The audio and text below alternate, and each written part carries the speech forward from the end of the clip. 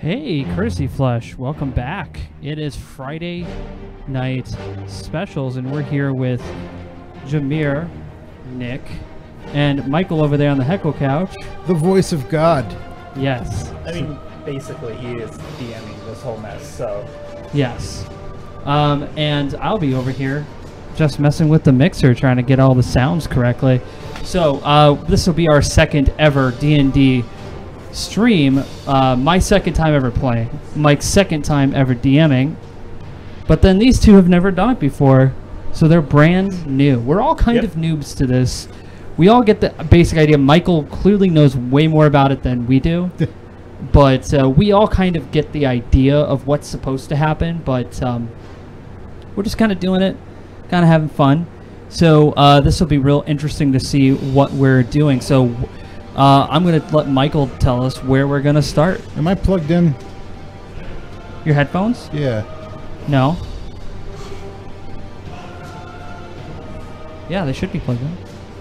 Can you just like boom my audio? Just like turn it up? Is it up all the way? I don't have control over specific headsets. Oh. Try, just everybody cover your ears real quick and just...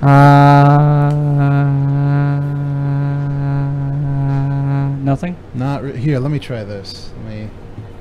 That cable's really long. It's like, dude, that's like 50 feet. Oh, jeez. So could we... Use that guy? Yeah, absolutely. I will switch out.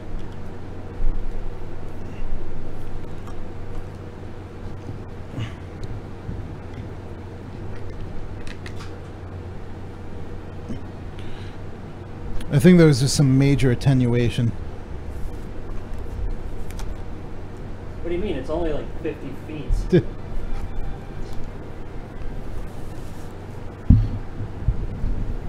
Oh, sorry. Just trying to find the right end. Alright. Thank you. Hey, there we go. I can hear the AC and everything.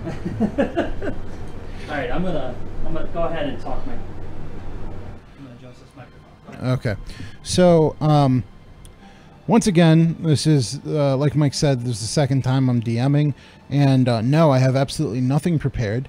I have no idea how I'm going to make this work in the context of how I wanted to make it work.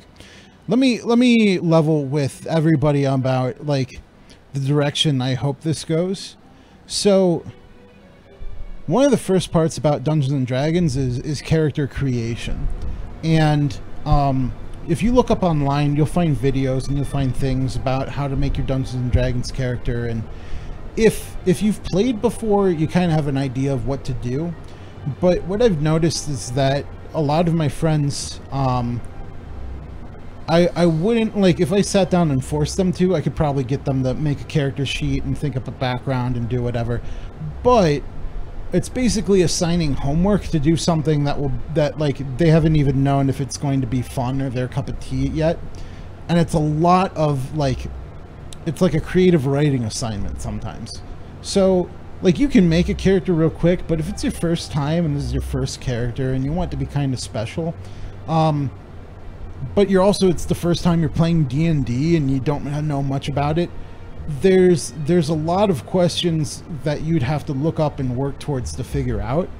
And so what I decided I was going to do was I was going to take a lot of the tedious things out of the equation and take care of a lot of things. So before we even went live, I was talking to Jamere about what kind of character he wanted. And so I've distilled it down to a couple of key questions. And then I go and I build the character and I do all the nerd shit based on the answers he gave me. So instead of him having to worry about, okay, now what traits are inherent in being a wizard and what do I have proficiency in because my race is an elf and where do I add stat points? He doesn't even have to think about that shit. I go on a website that takes care of most of that for me and I just plug things in. I just put the numbers where they need to be. And when anything is just like, okay, now I need to figure it out, they don't have to worry about it. I can make that call. So with just knowing that Jamere wants to be an elf wizard, and he wants to be smart, and he wants to be dexterous, but he doesn't want to be very charismatic, and he doesn't want to be particularly wise. Now I know how to assign those attributes. And then I also need to ask, okay, so Jamere, as this character, this elf wizard, let's say you burned all your magic, and you're out, and so now you're down to your martial defense. What weapon do you see yourself wielding? A bow and arrow. Bow and arrow, okay. And would you say this is kind of like the short bow and arrow, or a long bow and arrow, or a crossbow, or long bow and arrow? Okay. So that's already interesting because there's a lot of ways I can mess with that. And like I talked with the last time we did this, when I was role playing with Mike, was I can just say your character has equipment. Oh boy, there we go. I could just say your character has equipment, and you just bought it from like the last inn, but that's really boring, especially when you can make it interesting with a couple of roleplay things. So like, for example, Mike can use a bow and arrow as a character, and all the bow and arrows he uses, he makes, because he learned how to make them when he was a kid. So if he's in an area where there's wood readily available, he can just make a bow and arrow. And it's a short bow, and it's not particularly great, but it will get the job done. So I like figuring out how to make things a bit more meaningful. Like, not just saying, oh, you went down to Fantasy Costco and you bought a dagger. Like, that's really boring to me. Especially when these things can be... Can we turn that music down just a little? I wasn't listening. Go ahead, sorry. Oh, okay. You're like a kid crazy. But, was that Skyrim? No. Go ahead. What was it? It sounds familiar.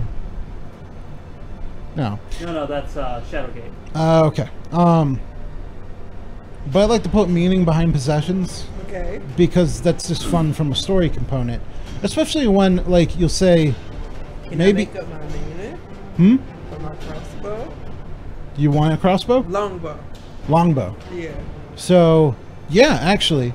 Because that's kind of what we're going to develop a little bit more. With you and Nick. Okay. We're going to figure out, like, the background of your character. Because that's another essential part of making a character. Their background has weight upon what they can do as a character.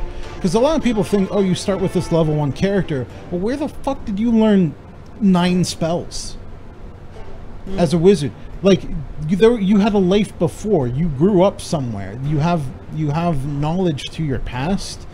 And when you were just rolling up to a table for the first time and starting a new campaign, if you're experienced with that, you just make that up and bring it to the table, and you'd be like, this is what we do. And that would be discovered as you role-played and play the game that the DM had made. But again, because you guys are new to this, we're just going to do it now. And we're going to figure out, by role-playing, what you guys' background is. No, that's not you. That is not me. What the fuck is that video? This is connected to my computer. It looks like it's in your computer. Wait, No. is this the Vive? Oh, it's the Vive, yeah. Holy shit. That's amazing. Of course, nobody on stream knows what the heck we're talking about because... Well, go ahead and tell them what I'm doing there. So, Mike is trying to get a webcam hooked up so that we can see Michael and that he's not a just disembodied voice of God. And so he hooked up a web camera to his other computer and started, like, through, like, I think Discord or something. Yeah. Like, trying to get the video to the other computer to stream out. And all of a sudden he brings up the video and it's just, like, this dark, unidentifiable, like, almost brain. Like, that's what I thought it looked like at first. But it's a like close-up of brain. the carpet. Yeah, it's a close-up of the carpet from his Vive headset that's sitting on the floor. Which is awesome. I've had it happen where like I was trying to connect a microphone and it would go through my Vive. And then everybody was like, where the fuck is your microphone? It's across the room. And I'd be like, oh, I need to hook in my Blue. That's coming from my Vive. And it was like, oh, humble brag.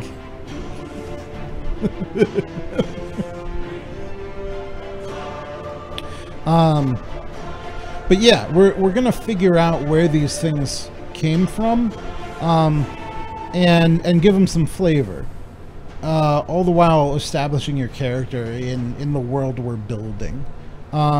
Just a couple more questions for you, Jamere. Just really like one more, actually. So there are 1, 2, 3, 4, 5, 6, 7. There are 8 schools of magic. So like 8 different kinds of types of magic. There's one where it's about creating barriers and protecting yourself from different forces. So it's like if there's a demon, you might be able to exorcise it by like putting it back to where it belongs from, or you can keep a barrier around your party.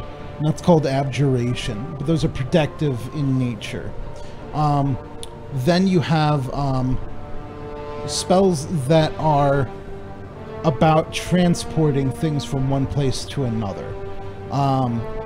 So it's almost like summoning, but you are actually bringing something physical from somewhere.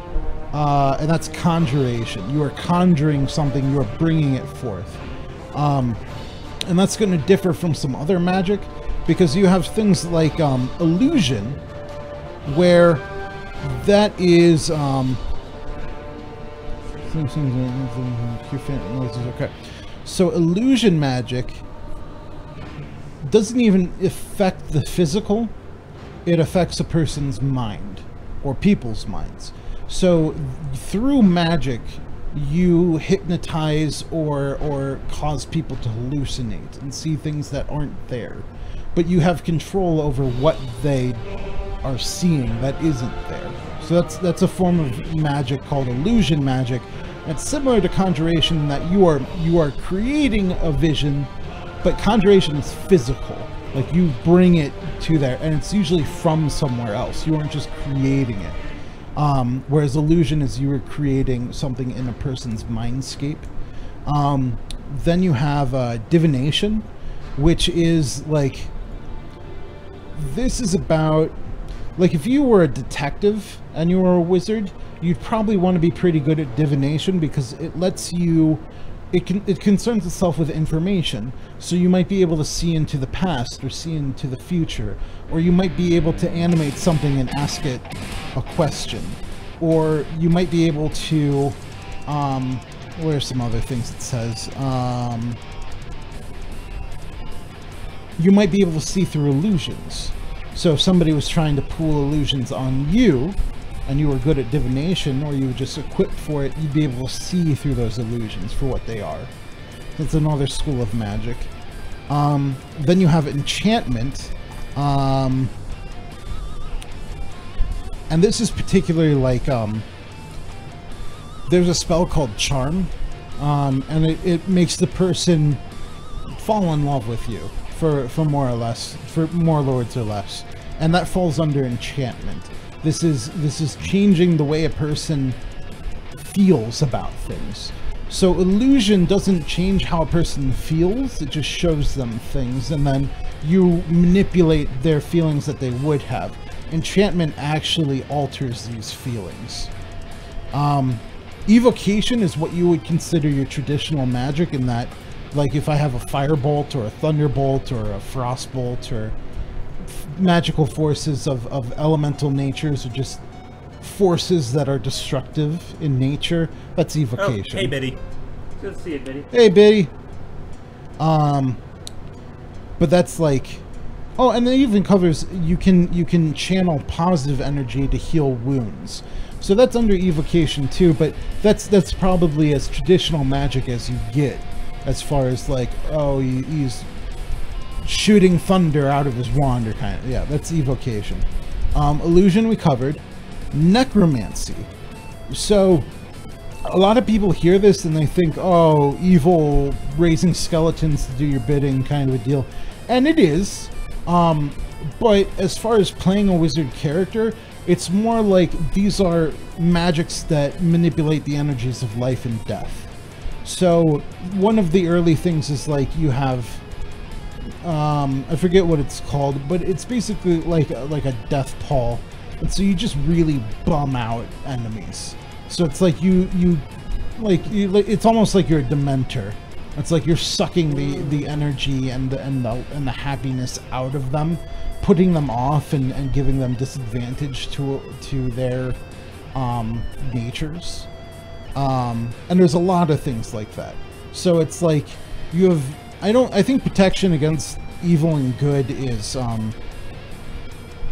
abjuration, but necromancy can kind of cover that part because it's like something evil, like something of death. So like a death curse or somebody's trying to manipulate your life energies falls under the category of necromancy. And so if you're schooled in that, you can prevent it. So that's necromancy. But it sounds like the scary kind of things, and it's really easy to just have like an evil necromancer. But it doesn't have to be. You can mess around with that. And lastly, you have transmutation, which is exactly what it sounds like. You are changing things from one thing to another.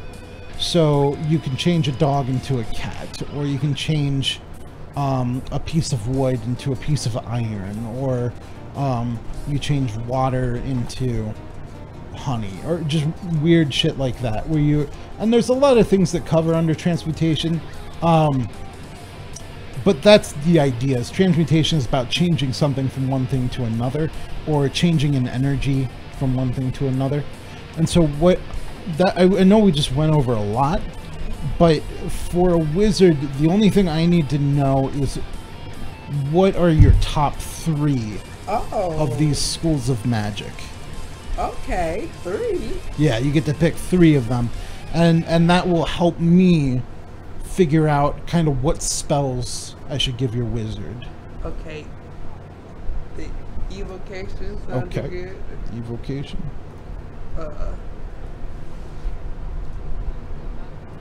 Ooh. Okay. So move. The conjure thing. Conjure. So conjuration. Yeah. All right.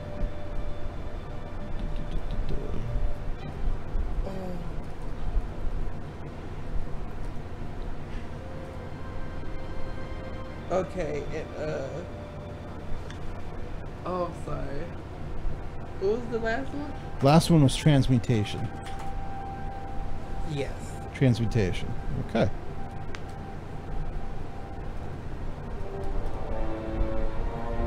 Mutation. And this just helps me at the beginning. Like right now I have Nick's character sheet that just kind of guide me towards kind of the background I want to paint for him. And I picked out his spells. So like here's an example of the spells I gave Nick. No. No, alright. So he knows, or will know. So like when he's ready to play his level 1 character, these are the spells he'll have to choose from.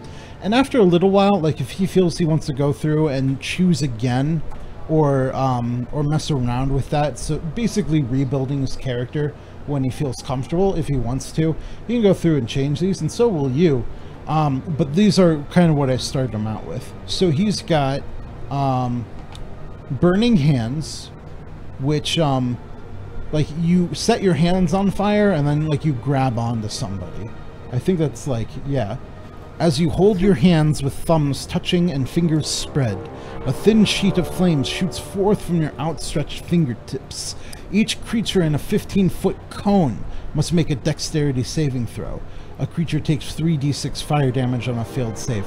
So that's like a cone of fire. So that's an area of effect damage. Then he also has Firebolt, which is shoot fire.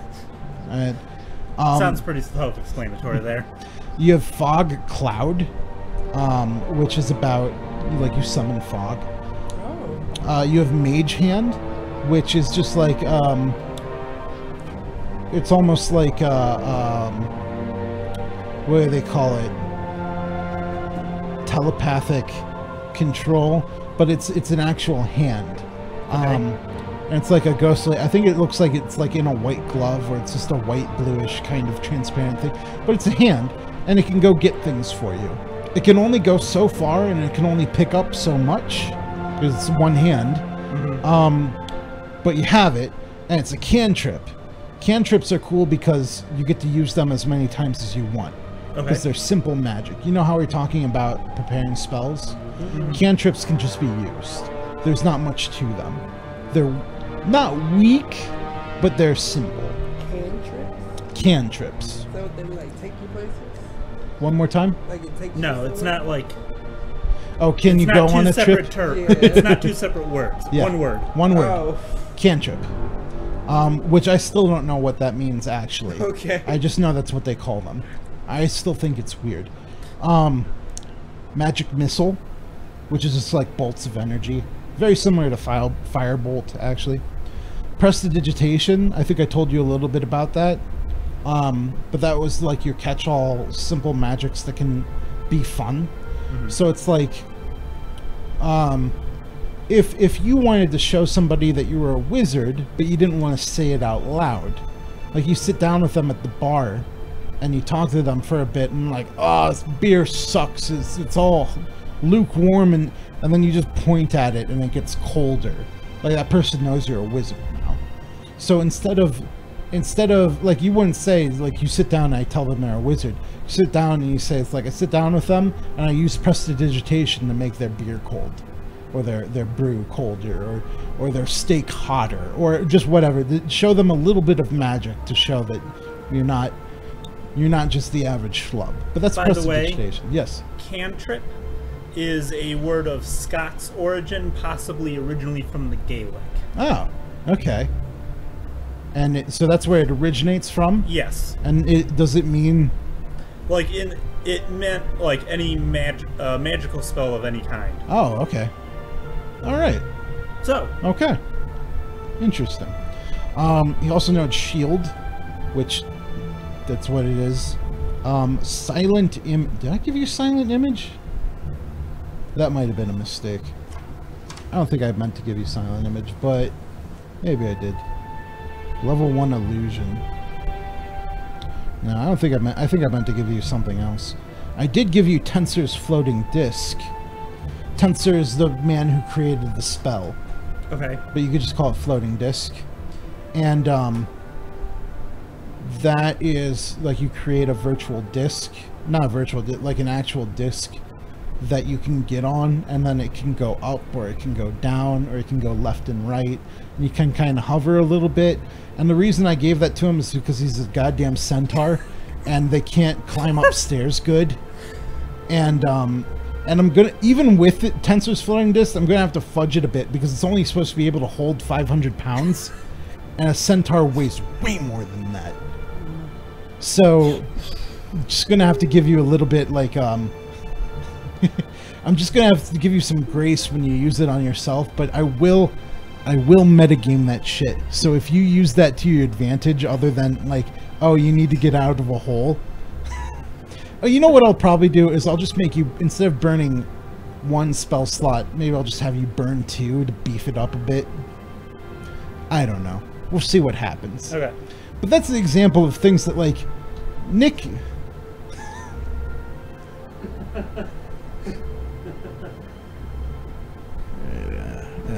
Oh, Oh shit. Well, there goes that.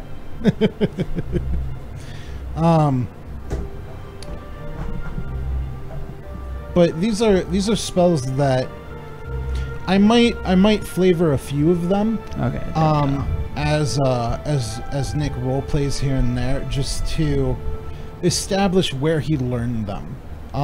Because it's interesting to think, okay, or where did he figure this out? Who gave him the books? Who taught him to understand and read it? But there's a lot of different spells to choose from, and so I could pick an entirely different set of spells for you as a wizard, and I probably will. just to keep it different and interesting. Yeah. But with that known, it's like now I have the basic set of information with just a few questions to build you a character that you created. And then through our roleplay, you'll also figure out, okay, just some other simple things. Like for right now, here's... Shit. Nick, what's your character's name?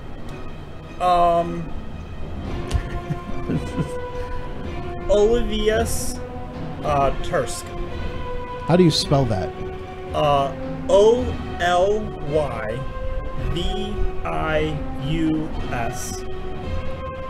And then the last name is Tersk.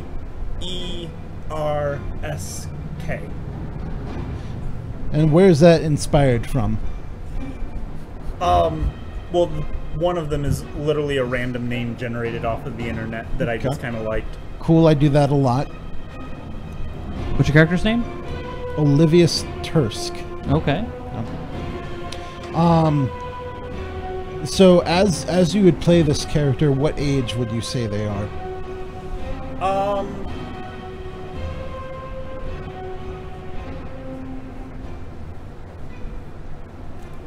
Probably like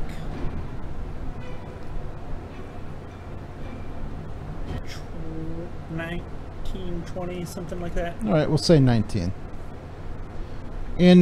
So what I did was I looked at the average age of a horse and the maturity of a horse, or the maturity age of a horse, and compared it to that of a person. And so I just took the averages. So a horse or a centaur in our world reaches maturity at about the age 13. So it's like, whereas a human person, we'd call them 18 or whatever, centaurs there at 13. And they live to be about, on average, 55 years old. So centaurs, like, it depends on who you're talking to. Like I read in one homebrew, it's like they're mature at age 3 and live to be like 400 years old. And I'm like, nah. But a lot of other places are like, of course, they're like elves or something like. But not they have really. beautiful features and they live forever, and they're very smart. They also create many things that are very magical, and they have all kinds of stuff. It's like they're born perfect. They're stronger, and they don't have houses. They If just Hitler sleep was a together, centaur, and it's like, he would be proud.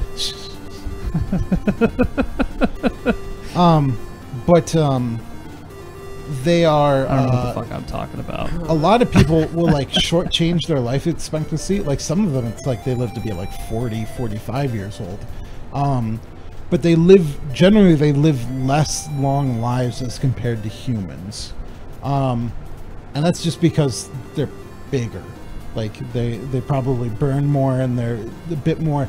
That's the other thing. It's like if you want armor at any point, not only do you have to get armor to cover your top human part, you also need to get, like, what do they call it, bridling or whatever. You have to get horse armor. Yeah. So your armor is going to be like 3 times as expensive if you were to get some. Yeah. Okay. How tall would you say your centaur is at just standing? Glue is their kryptonite. How many hands? Feet, actually. Well, especially like that's going down a rabbit hole. I don't know. Let's say just like kind of average. Average. We'll call it like 7.5 feet. Okay. Very tall. I didn't realize that glue comment was a Biddy comment. Good one, Biddy. How much would you say you weigh?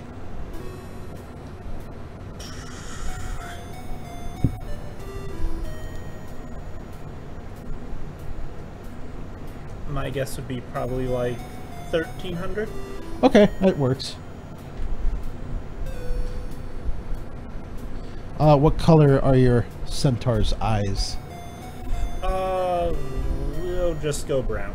Brown. Okay. Hold the phone. Where is it on my fucking sheet?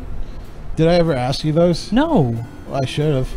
No, there's like no color. Like human, rogue, neutral, my name, That's it. Maybe I didn't look at that portion of your sheet. You There's know what? no I por- can't. there is no portion of that sheet. There's literally just like personality traits. No, ideal. there is. It's on the. It's like on the second part of it. I'll ask you. Don't worry. I'll Features ask and you. traits. I'll ask you next. No, What? I don't know. What's your skin color?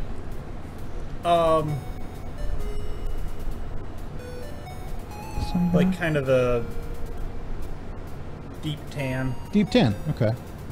How about olive? Yeah. All right. And your hair color? We'll just go brown. Brown. Okay, brown. And that will be your like your human part. Describe to me your Horse part. your what's it called? Like the coloring of the horse? Just yeah. Coat color. Yeah, coat. Well, like describe to me your coat. Do I want to do anything weird with my coat?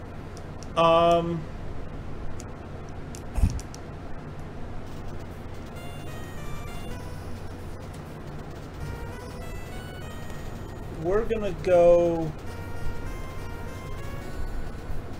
Do I want to do piebald? Yeah, why not? So we're gonna do what's called piebald coloring. Where Piebald? it's like big splotches of brown and white. Okay. Brown and white. Now I know what color your parents are. All right. So we'll leave it at that for now. Crow. Yes. How Wait. old are you as we start playing? See, like I don't know because there's none of that. I don't have a sheet for that. Or is that just a new thing? Because I only have these two. Check the back of the front one. No, I don't know because I have one of your. I have that sheet where I took. Oh, notes. can I see that, Jamere? Can you give or somebody? Can you give me that? I think this is the other piece of Yeah. it. Yes, Yeah. I see. I There you see. go. None of this was filled out. All right. Way to go, Michael. First stream was fucking wasted. Oh, no, it's fine. I'm gonna have my character be 33. 33. Yes. That's a lot of stuff. We'll figure it out as we play. That's cool though. What color is his eyes? His eyes are green. Green. How tall is he? He's gonna be 6'2". And what's his skin color? His skin color is going to be. I'm gonna say it like pale. Pale. Yeah. Okay. He hides a lot in the shadows, and I'm also from the woods, and there's not a lot of sun. Yep. Low sun. Okay. How much does he weigh? He's gonna weigh 175. 175. And what color is his hair? His hair is gonna be brown with like little tiny speckles of like gray. Brown, speckled, Actually, make it black. Black. speckled black. No. Black hair, speckled Oh, gray. black speckled gray. Yeah. Okay. Black Yes. speckled gray. For some reason, it says allies and organizations, but I thought it said allergies. Allergies. You make him allergic to grass. That'd be funny. Then it would just be me as a character. Okay, Jamere. I What? changed my mind. You change your mind. Hey, Mike, Yes. and also look at your webcam. Yeah, just like adjust it a little bit. There you go. All right, you're Okay. good. What did you change your mind about? Illusions was like the mind thing, right? Illusions, yes. Okay, I want that Okay. as my second. Is your second? Okay. And divination. Fell. as my third. Divination. Okay. Illusion. Divination. Okay. It fell, Mike. And conjuration is still my first one. Conjuration or evocation? Evocation. Evocation is your first one. Okay. There we go. So But let me see here. Come on. if I have to, I'll get the gaff tape. It's meant to just kind of clip and stay on, but that's if it's got like an actual screen. It's got a little lip there and everything, but it needs like a thick purchase. Let's see right there. Okay. How old is your character, Jamere? 21. 21. So, elves do live a fuck long time. So you're going to be real young for an elf. Just Okay. letting you know. Yeah, as a 21-year-old elf, you got to think it's like you're like 10. Like if you're Not even. well, you're mature because they mature like about the same age as humans do, but like emotionally and mentally, like if you were a 21-year elf, like you play Fortnite all day. Okay. It's kind of what I mean. Like you could put like what's a middle-aged, like a adultish elf is like 80. I want to be like just legal. Just Yeah. legal. Not just legal. You know, like 21 rights, you know? Yeah. Yeah. So no one at the bar is just like, get this kid some milk. Yeah. Let me see here. Okay. Although elves reach physical maturity at about the same age as humans, the elven understanding of adulthood goes beyond physical growth to encompass worldly experience. An elf typically claims adulthood and an adult name around the age of 100 and can live to be 750 years old. Okay. So, yeah. So 21's good. Because what this is nice about is, elves need to experience the world and become worldly and encompass a lot of intelligence to be considered an adult because they and I live so said I long. didn't have any wisdom, right? All right, there you go. All right. See, 21. How tall would you say you are? Elves are usually short, right? Elves are usually tall. They don't have to be. Like they can be taller. They're around as tall as people are. They're usually slender, like but they're. And it would be something to see like a short elf, but yeah. I want to be 5'9". All right, 5'9". 5. Wish I could type 5'9". Okay. What is your elf's skin color? Like black, but like galaxy black. Like jet black with sparkle. Galaxy black. Yeah, elves are supposed to be beautiful, so that sounds pretty fucking Yeah. amazing. What we might do is we might just have you come from the Underdark. Ooh.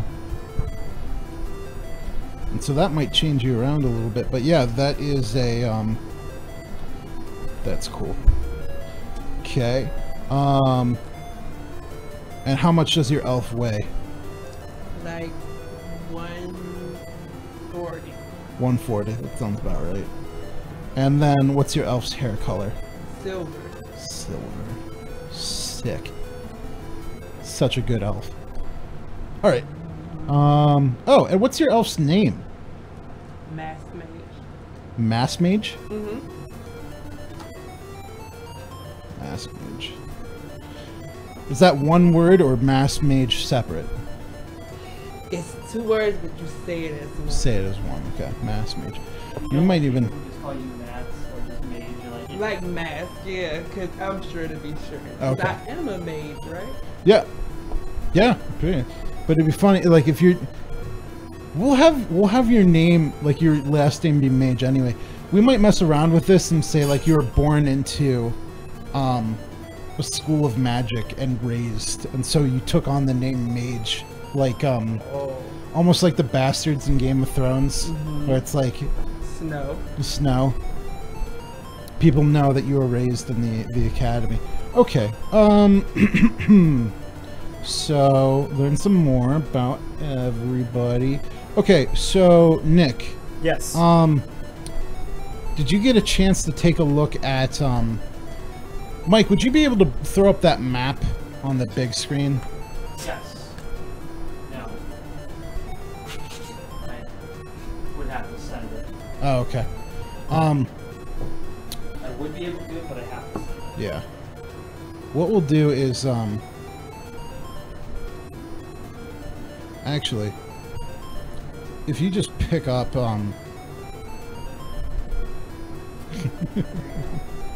Thank you. Just the. Could you hand me those books on the floor there?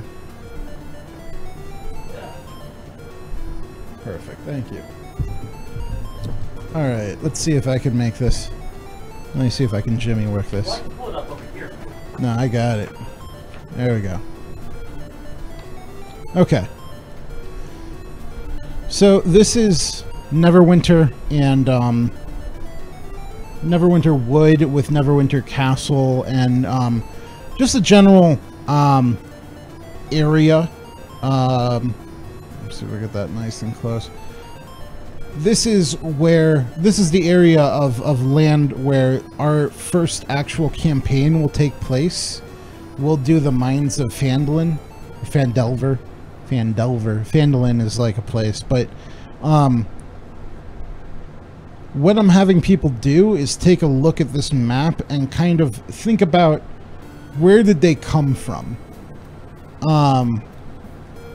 So Mike is... Where's that river? Mirror of Dead Men. Actually, I think the version that we used was a bit more zoomed out, and so Mike lived like... I'm a weatherman now. Lived kind of like down here somewhere, I think. No. No? No. Hold on. Look at the... Pull it back up, Mike. Pull it back up. Okay, so I live right around, like... So that's Neverwinter right there, right? Yeah. So there's like a mountain area like right in here somewhere, but the map was different from the one we looked at. But it's like right over here. It's in the there's a mountain here somewhere. Okay. That's where I'm. It's like in here. And was that Creek's End or Blackwood? Blackwood. Blackwood. Okay. So Blackwood was like right around here. And and that's what we figured out so far. And then I'd assume, Nick, you'd be somewhere from within the Neverwinter Wood. But you can pick kind of like wherever your group of centaurs. In fact, let me hand this over to you guys so you can take a look. But what I'd like you to do is kind of pick an area in relation to the other cities, or you could just pick a city that you are from.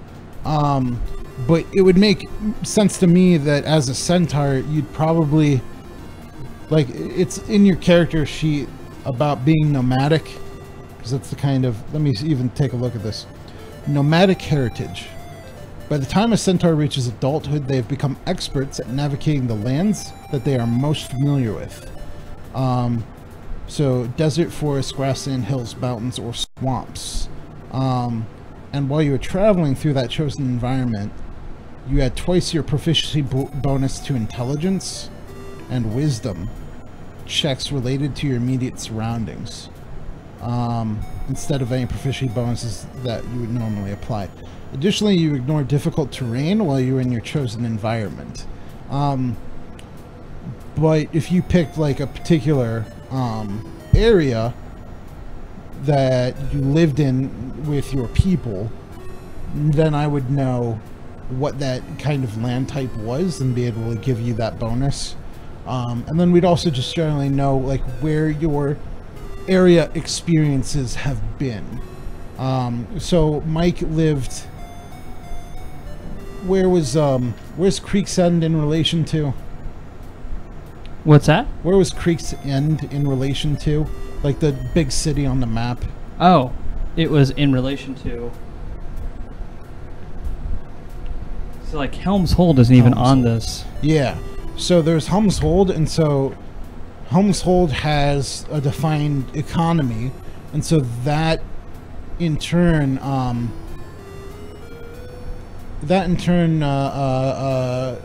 changed the economy of Creek's End. Whereas we figured out Creek's End was they deliver water, or they export water. Ooh.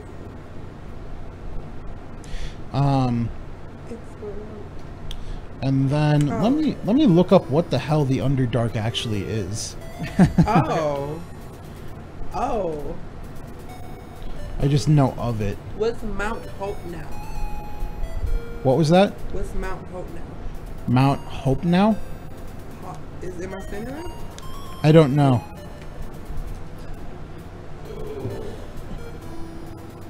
But I can be from the Hope Underdark. Hope now. But that would be fine too. Whatever you want to be. Oh, But I can look it up. Underdark. It sounds interesting. So, two things. One, I Yes. have an answer for you. Two, I want to adjust my centaur's age. Okay. You said normal centaur maturity we were going with, it was like 13? Yeah. I'm going to put my age at 15. Okay. I'm thinking I'm just a little bit older than that. Okay. Oh, wow. As far as area, so what I'm thinking is that, if I can see the map real quick, is that my family's herd was primarily kind of in that southern end of Winter Wood, Okay. kind of around, what is that, Cragmar Castle? Yeah. And that we would occasionally get hired to lead / provide security for caravans through the forest. Okay. And that's how I figured out I liked reading and books and got interested in the magic that way. Ah. Was that I kind of contacted Yeah. some of the travelers. All right. So I am. I'll bring it up here. So here's where I'm from. Is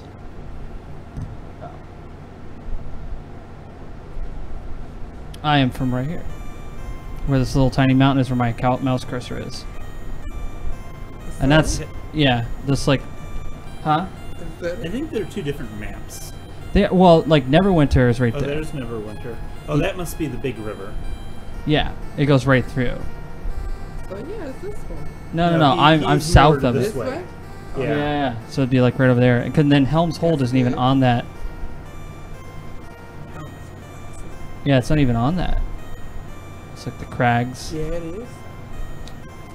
Where is it? And then this mountain isn't on there. There. So you're more. So you're probably more down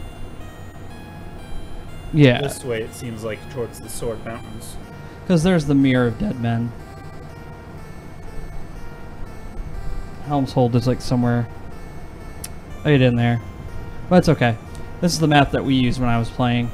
And that's where I kind of came from right there.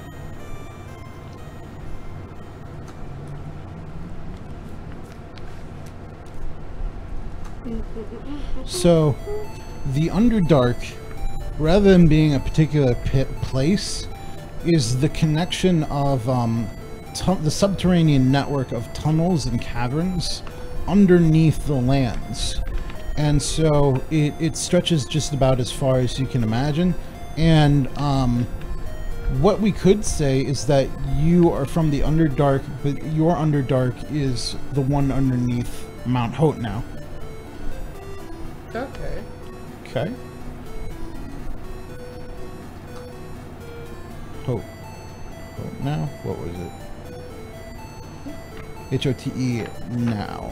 Yeah. Hope now. H-O-T-E now. Okay, yeah. And that's cool. So if you're from the Underdark, there's even like, they even have their own different language. It's like Undercommon. So you have Common, then there's like Undercommon for the people of the Underdark, but this will be cool. Alright. So... Okay. So, how do your parents feel about you learning magic? Nick, or Olivius? Olivius? Olivius. How did Olivius's parents feel about him being interested and then learning magic?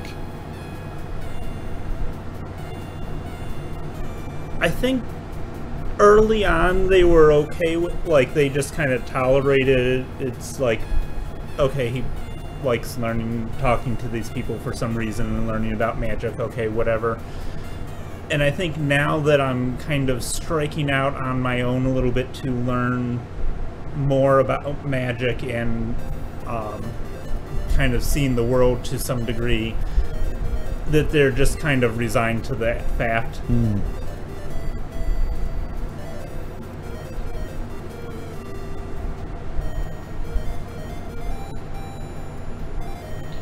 Okay. Do you have any particular, like, mentors? No. Okay. Mostly self-taught. What would you trade for spell books and things? Glue.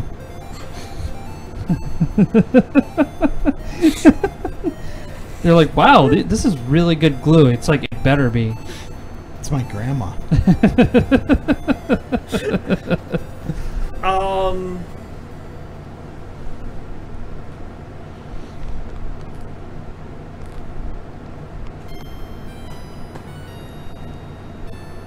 do I trade for? Well, your character does magic? Yeah, mine's wizard. Well, and it's like... Well, okay, how about this? Okay. What did I choose as my, like, backup weapon? Your backup weapon was... Let's see. I think it was a staff. Okay. It's like a quarterstaff. I can bring it up. Let me double check. Take me to Doc's home. Next character. My backup weapon is... Actually, I just have weapons. I just pulled them out I have short bow. whenever I want. As Okay. your backup weapon. For me? Yes. Okay. Then my explanation is that I learned to hunt. Maybe not particularly well, Yeah. but I learned how to hunt well enough that, you know, since I'm a centaur and can kind of move a little bit faster than a caravan on my own, I would go out, hunt a little bit, and maybe I'd have, like, you know, bring back like a deer or something, Yeah. and, you know, either trade, like, over the course of a journey, either trade, like, food for a book or maybe food for gold to eventually save up for a book. Okay. All right. Sounds pretty good. Did you have anybody teach you how to use a short bow?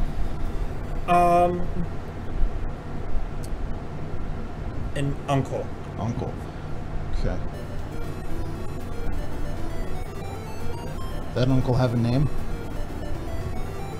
Probably. Chuck. Uncle Chuck. Yeah, sure, why not? Uncle Chuck.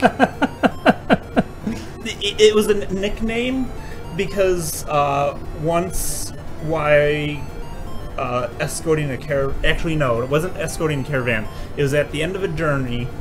They kind of checked in at the local bar, and the local bruiser, you know, like big hulky guy, decided that he was going to pick a fight with my uncle. And it didn't go over so well for that guy, that he just kind of got chucked into... He chucked him. And so from then on, they called him Uncle Chuck. Or Chuck. They call him Chuck. You call him Uncle Chuck. Alright, so let's roleplay it. Let's just roleplay that a little bit, just for fun. Okay. Say, you guys have been escorting a caravan, much like you usually do, through the South and Neverwinter Woods. You're about on your 5th day, and people just set up camp. It hasn't been a particularly hard trek day. The weather's been nice, but people are pretty tired. You yourself have been running ahead and hunting. Well, actually, you haven't learned to hunt yet. You've been running around looking for people with books. At this point, you've basically been begging and borrowing. And you're like, hey, can I borrow that book? Can I borrow? I'm really, oh man, it'd be really cool if I could. And sometimes you're successful. A lot of times they're like, of course. It's just like, and so you'll just walk next to the caravan reading a book that you've borrowed, and then you'll give it back to them. And that's just something you've actually become pretty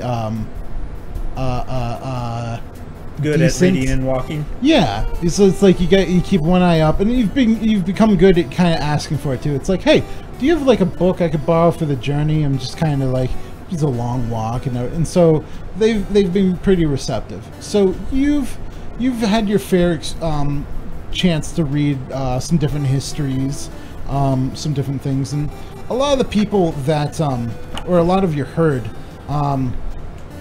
they don't share the same kind of enthusiasm, but it is tolerated.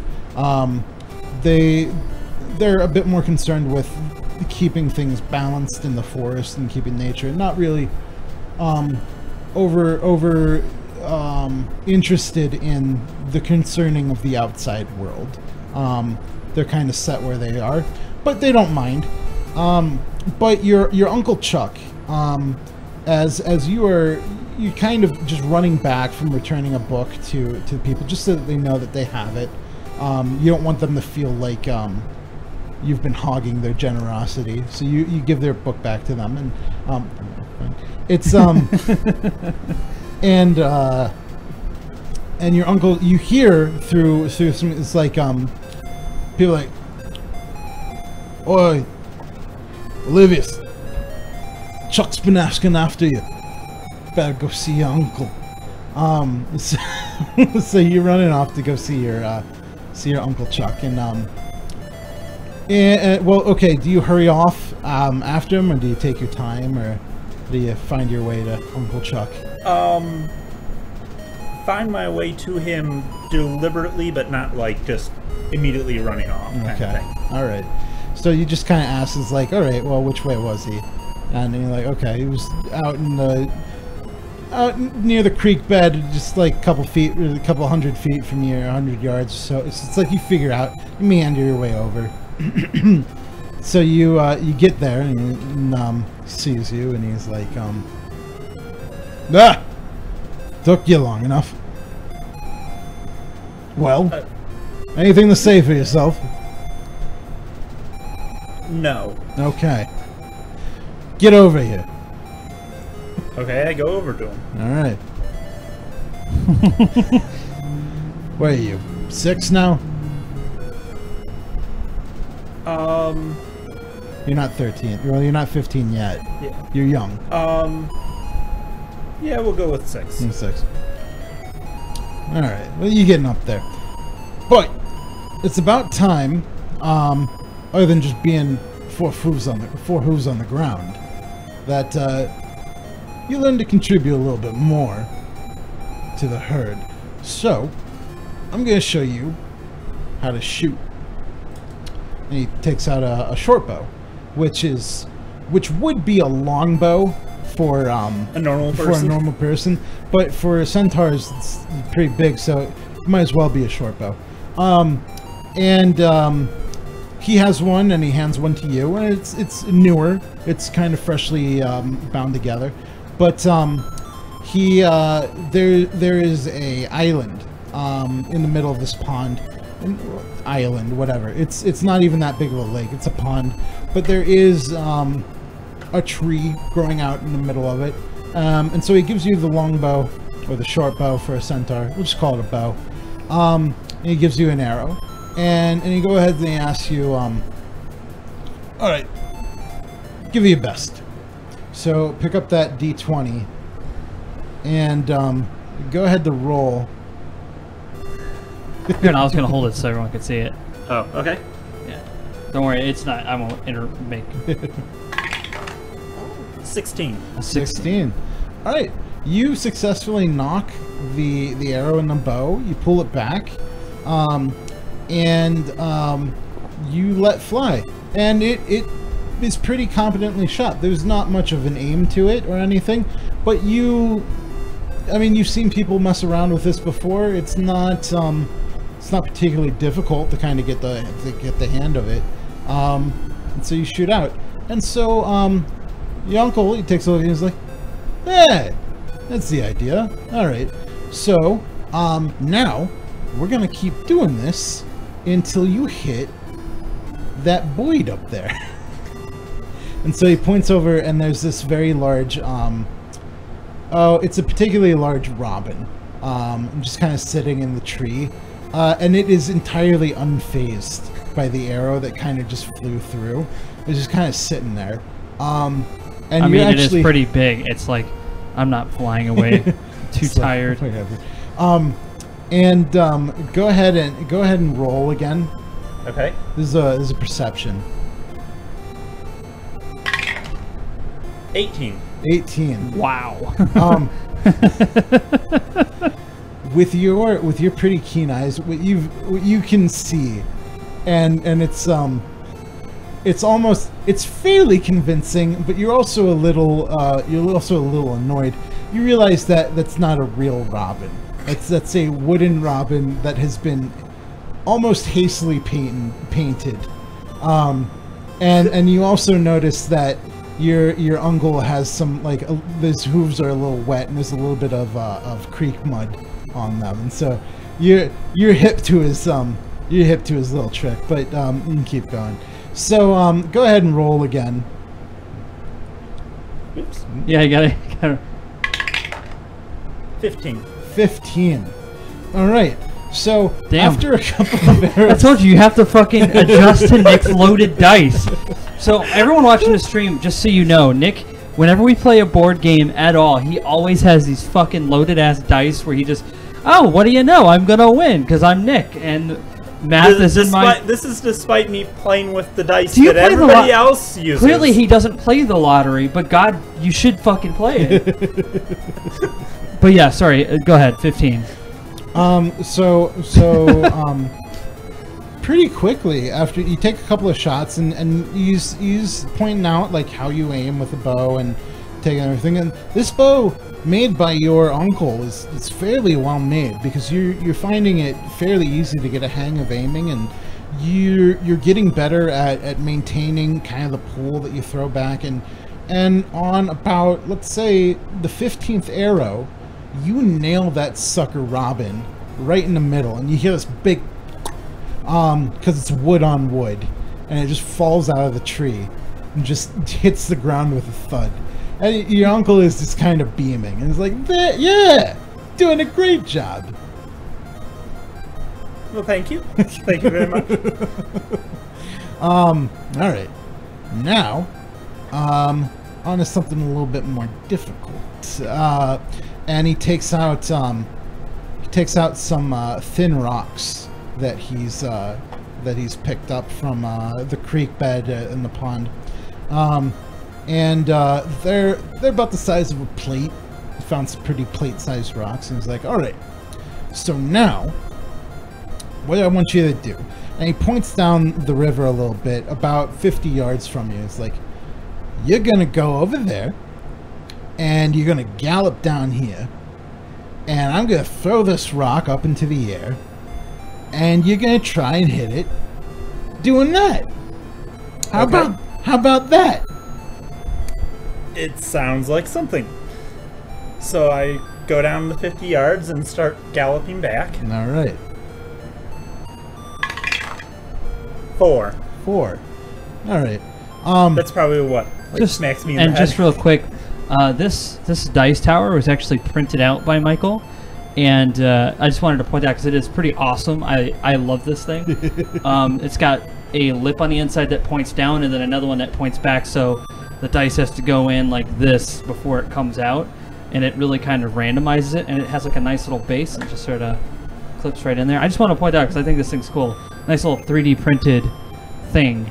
I'm very happy that printed without much incident. Yeah. It took a while to calibrate the printer, but once it started coming out, it came out real well. It took about a day. This is a solid piece too. Yeah. Probably the most solid 3D printed thing I've ever held. But continue. We had a 4. Yeah, 4. So you don't even manage to knock your arrow. Like, you're so not used to running and doing this. I mean, you're new, so it's like it's kind of difficult for you to get your bearings and do both things at the same time. So you just kind of stumbling around with your hands. You're galloping all right, but you just drop your arrow, and your uncle's just kind of standing there. And when you get back to him, he just kind of shakes his head a little bit and just points back down.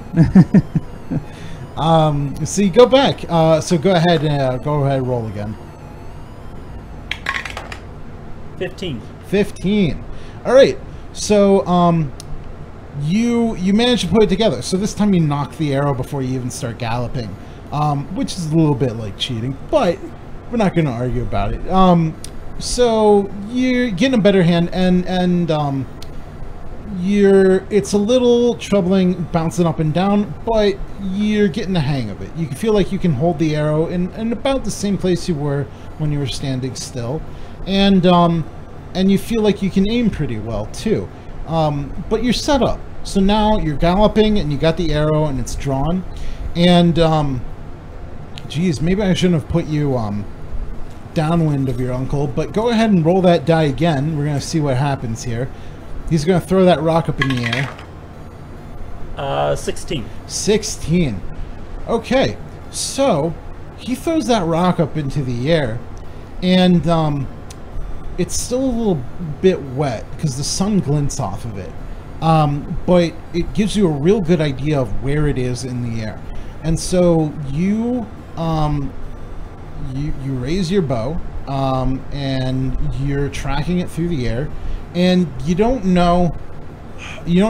feel like you don't know how much you need to lead or whatever you're doing, but you let that arrow fly, and it doesn't hit the rock, but you can see it kind of run into it. So while the rock is falling, the fletching kind of hits into it, and you hear it, like you can hear it in the air. And Uncle Chuck's pretty surprised, actually. He's looking at you, he's like, whoa, on your second try? I mean, you didn't knock it while you're galloping. It's kind of like cheating, but this is pretty good. It's pretty good. Why don't we try one just standing still? Let's just see if you get a feeling for see if you can just get a feeling for leading. So go ahead and roll that die again. Okay. 2. 2. Not even close. like you throw it, like it goes up and then like you pull back, and it just like he throws it into the pond. Like you throwing the rock into the pond, and your arrow just kind of falls out. And it like falls into the pond, and he's just like, he's really going up and down a little bit here. I don't know kind of how it can get you to keep consistency, but it's good. Try again. So go ahead and roll again. Maybe his best stat is luck. 12. 12. All right, again, you're doing a bit better. Like it actually looks like you aimed at it this time, but you still miss. And he's got one rock left, so go ahead and give it another shot. 16. 16. You nail that rock. You the arrowhead shatters as it hits the rock, and you see kind of like a puff of like rock dust come out as it hits that rock, and that smooth plate-shaped rock that was thrown so well by your Uncle Chuck, but it poofs in you here, a nice crack, and it's very satisfying. And your uncle honestly couldn't be prouder. He's like, "This is amazing! Couldn't believe. Look at you! Look at my nephew over here. Look at this guy." And there's nobody around, but he's like, "You keep that bow. You keep that bow, and you know what? Tomorrow we're going hunting." Okay. All right. And that's how he became proficient with the bow, and how he's a hunter. Yep. Awesome. All right. All right. So, Jamere. Oh.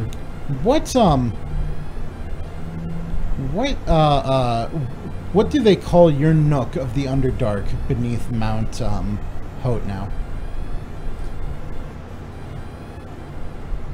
My neck. Yeah.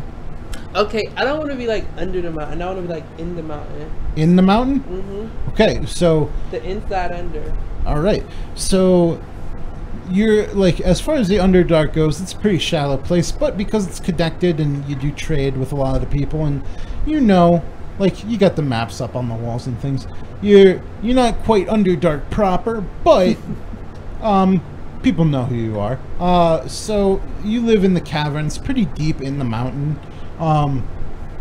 You'll notice that if people were in a mine here, they'd get some minerals, but there's nothing particularly valuable. But what is nice is that the walls, especially when they're illuminated, because if they're not, there's no light for things to sparkle off of. But if there's illumination, maybe a torch or something, or some sort of magical light or bioluminescence, the walls sparkle a little bit. So there's a nice sparkle, and that matches well with your skin, as you have some sparkled flecks in a deep blackness. So from a young age, that's gotten people kind of like interested in you, just because it's like, oh, that's interesting. It's like he's sparkle on sparkle. Look at this guy. But because it's attracted so much attention so early, you really didn't learn to deal with it that well. Let's see here. So what's your neighborhood called? Like, where's this place? What's the name of it? The Inside Under? Yes, the inside. You just call it is it Inside Under? Mm-hmm. Okay, the Inside Under. The Inside Under. I like that. Okay. It's where people can. It's the only place where some outsiders might be able to just barely get a glimpse of what the Underdark really is like, but not really. It's kind of like Underdark light. You're kind of like, wow, this is what the Underdark's like, and you're like, sure, all right, yeah, that's exactly what this is like.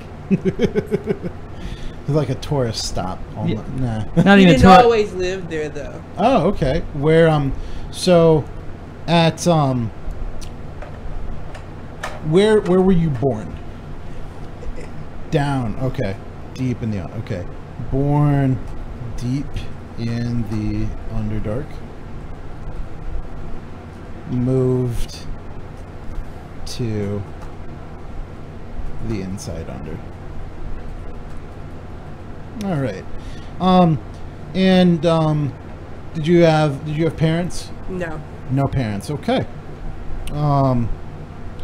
So what I'm gonna say is the reason that you had to move to the Inside Under and why you're living there currently is that where you were born, deep in the Underdark, who knows what happened. Maybe your father was out of the picture and your mother died in childbirth, or maybe something happened to them and somebody recovered you. Who knows? We can develop that as we play more and we get closer and figure more out, and we'll plan and we'll see what happens to that. Right now, we don't know. All we know is that you didn't have parents and you moved to the Inside Under because it's not particularly rare, but the sparks in your skin are indicative of an aptitude for magic. And so in the Inside Under, there is a small magic school for denizens of the Underdark.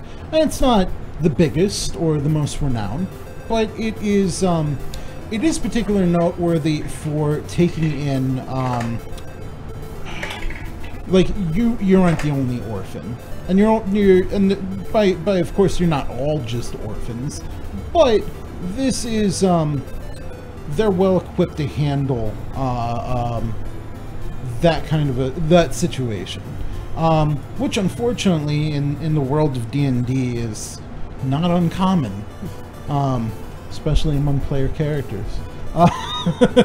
But because you're the first orphan, you don't get to have because you're the first orphan that we've encountered in our D&D. You're the one who doesn't get to get shit on. Okay. Yeah, I got a dad, but he's not. He's there. Yeah. He fed you. Yeah, he fed me. Well, he made sure food was there, and then he didn't feed you all the time, but he made sure to make sure that there was enough food, and I knew how to use the medieval microwave. So I'm kidding. There's no medieval microwave. Yeah, there is. It's called magic. Get on our level. Oh yeah, of course, because you guys are fucking. So it's not a microwave, but it is a box that's imbued with It's called I think it's a tinder box. Tinder box. You can. That's like a thing you can actually Oh. use to start fires. Yeah.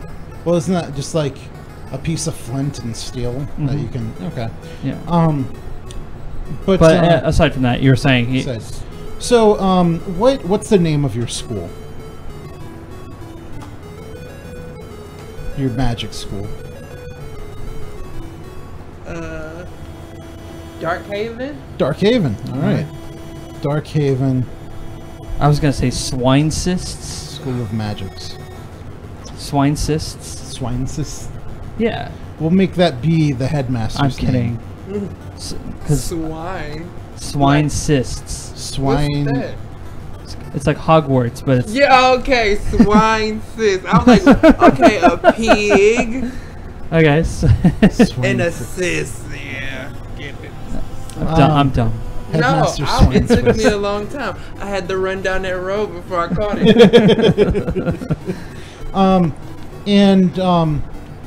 So your school it's a traditional in kind of its magic teachings. One of the first things they taught you was prestidigitation, but in all of its different forms, and it's kind of like a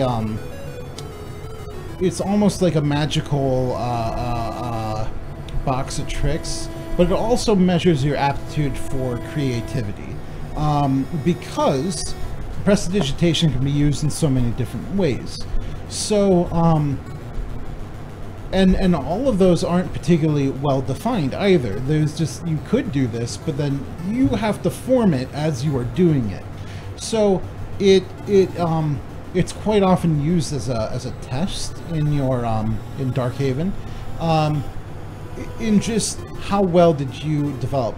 So you could have been set out to study a particular spell, and instead of having to perform the spell itself, you just have to show your aptitude for knowing the spell by using prestidigitation in a way that kind of mirrored the spell a bit, in which that well, let me put it this way. It's like a book report almost. It's like, so instead of writing a thesis or a book on a spell and like reproducing it and doing it again and having to get the materials, because it's another thing. There's material components to spells, and those can be expensive. So you would use prestidigitation to perform the abbreviated version of the spell, something inspired by it, so that they made sure that you had the idea down. And in fact, the only way you could do something like that was by studying the spell in enough detail. So, for something like, for example, if you were, let me look up the spells real quick.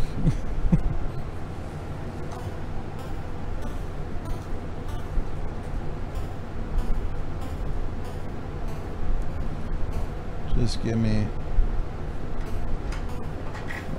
spell level 1. Filter my spells. Or wizard. There we go. Wizard, first level. Okay. So there's one spell called Alarm, and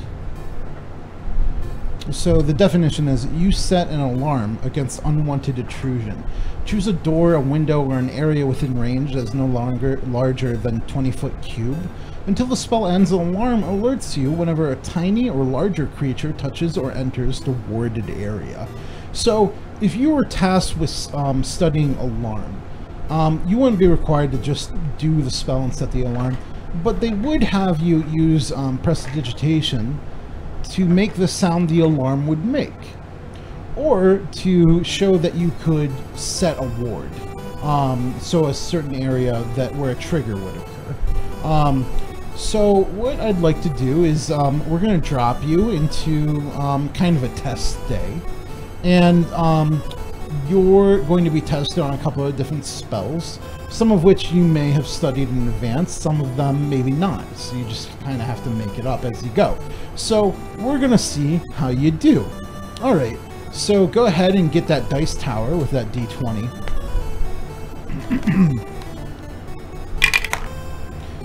17. 17. All right, we'll save that. Let me pull up some random names real quick so I can. What's the name? What are you looking for? I'm pulling up some random names real quick. Is it for a person? No, just for some people. Because he's not just alone with the headmaster. Like this would be a class.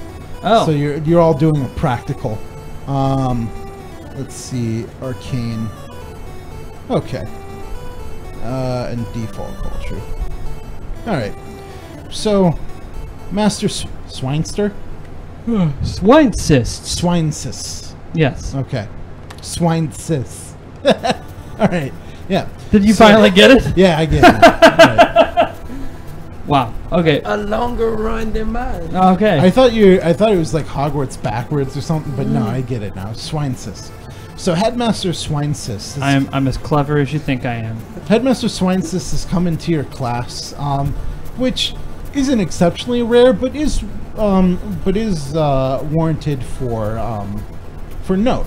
It's like, okay, the headmaster's here. It's something big's happening, and you all know. Well, most of you knew it was a test day. But because you weren't hip to knowing all of the spells that you're supposed to study today, we'll see how you do. But Headmaster Swinesis has come to personally do the quizzes, as they've been known to be called. So first up is Gilmarie. Gilmarie is about to do. She is being tested on Earth Tremor. Perfect for being underground. And, I see no way this could possibly go wrong. Exactly. Let's see here. Prestidigitation. And I have to double check because prestidigitation has a long description, but I need to remind myself of all the. Instantaneous, harmless sensory effect. Shower of sparks, puff of wind, faint musical notes, or an odd odor. Light or stuff out a candle. Torch or a small campfire. Instantly clean or soil an object. No larger than 1 cubic foot. You chill, warm, or flavor up to 1 cubic foot of non-living material. You make a color, a small mark, or a symbol appear on an object for a surface for 1 hour. Create a non-magical trinket or an illusory image that can fit in your hand that lasts until the end of your next turn. Okay, so Swinesis calls Gilmarie, is that her name? Yes. Gilmarie up, and he's like, alright, Gilmarie, you were tasked with displaying Earth Tremor. Now, use prestidigitation to show us what you have learned. So Gilmarie goes up to the front, and you can see she is trying to create an illusion in the palm of her hand. And what you think she's trying to do, or what it seems like she's trying to do, is, well, go ahead and we'll use that 17 roll that you did to be perception.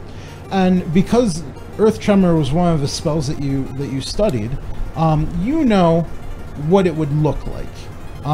In fact, it would start from the ground and move upwards, and so you know that is kind of what tremor would look like. And you can see that that's what she's trying to create in the palm of her hand, an illusion of what tremor looks like. But all she's really kind of pulling up is this brown ball, and it doesn't look solid at all. It's kind of liquidy, and it's moving, but it's not really tremoring. And she's looking very, very embarrassed and very kind of meek, and she kind of quits and goes back to her seat. Swinesis makes a mark on his notepad, and he's like, "All right, Gilmarie, try harder next time, dear." Now he calls up. Let me make sure I remember what your name is. Mass. Mass, are you here? Mm-hmm. Mass, I would like you, for us, please demonstrate for us a prestidigitation of Charm Person. So go ahead and roll that d20. 8. Okay, tell me what you try to do. If you had rolled an 8, or if you had rolled 11 or higher, I'd tell you the description of Charm Person, but even if you did study it, you have forgotten. So now all you have is Charm Person as an idea to do a prestidigitation effect to show what you have learned about it. So tell me, what do you use prestidigitation for? What are you going to try to use it for and try and demonstrate Charm Person? To create an illusion of pink hearts floating around somebody's head. All right, so go ahead and roll that d20 again. We'll see how well you can do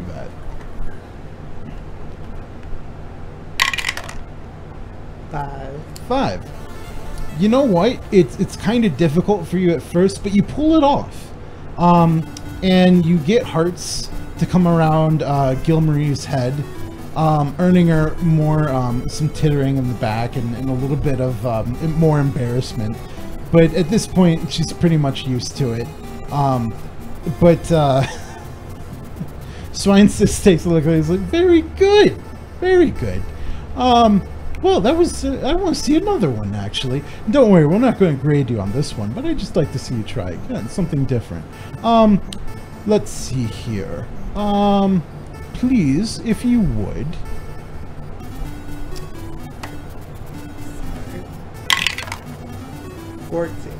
14. All right. He asks you to perform prestidigitation of Find Familiar. Find Familiar. You gain the service of a familiar, a spirit that takes an animal form you choose. It could be a bat, cat, crab, frog, whatever. A bunch of different...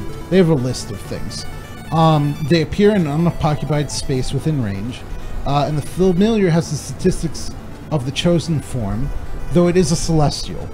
Or a fiend. You can choose that. Instead of a beast. So they don't have the description of beast, but... and your familiar acts independently. When your familiar drops 0 hit points, it disappears. When your familiar is within 100 feet of you, you can communicate with it telepathically. And then they just kind of go into more detail about this spell. So now you have to use prestidigitation to demonstrate your familiarity with this spell, Find Familiar. So what are you going to use prestidigitation to do to demonstrate this?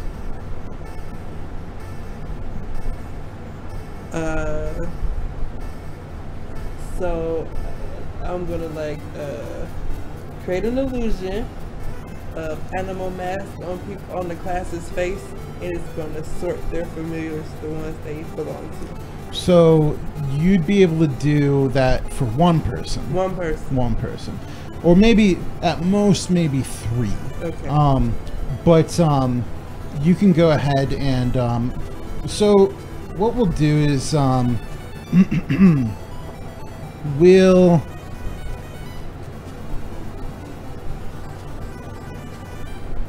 Imrodin.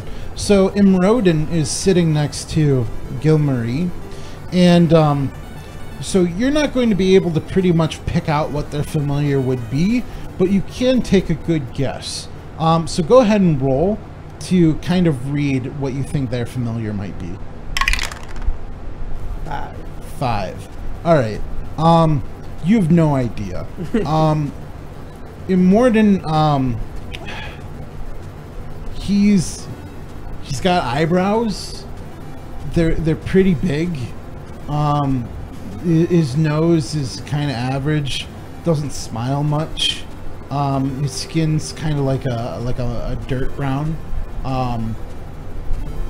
You wouldn't call him particularly handsome, but you wouldn't call him ugly either. But that's kind of what you see when you look at him, and no particular animal is kind of coming to mind, so you're just gonna have to wing it. So go ahead and roll to try and conjure a mask on his face. 15. All right. So you cast prestidigitation, and you create the mask of an owl on the face of Immortan. Imrodin? I have his name. I fucking watch out for that kid. Anybody who's wearing an owl mask, I'm like, yeah, I'm not going into that building. And and Headmaster Swineswiss takes a look at this, and he's kind of he raises an eyebrow, but it's like, yeah, okay, all right. And it's a good thing you aced that first one, because you feel like you didn't do as well on the second, but you got him enough to take another look and see it. But he was pretty impressed. Let's see. We've got we'll just bring Imrodin back up now. So after you go back and sit down, the mask fades away from Imrodin's face, and Imrodin stands up because he's been called to the front now, and he has been asked to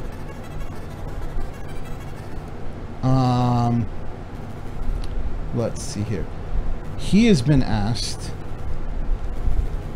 to perform a prestidigitation of hideous laughter. So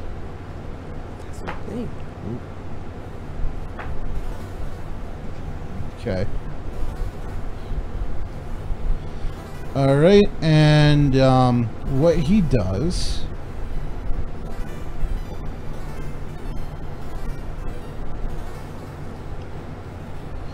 Imrodin points at you.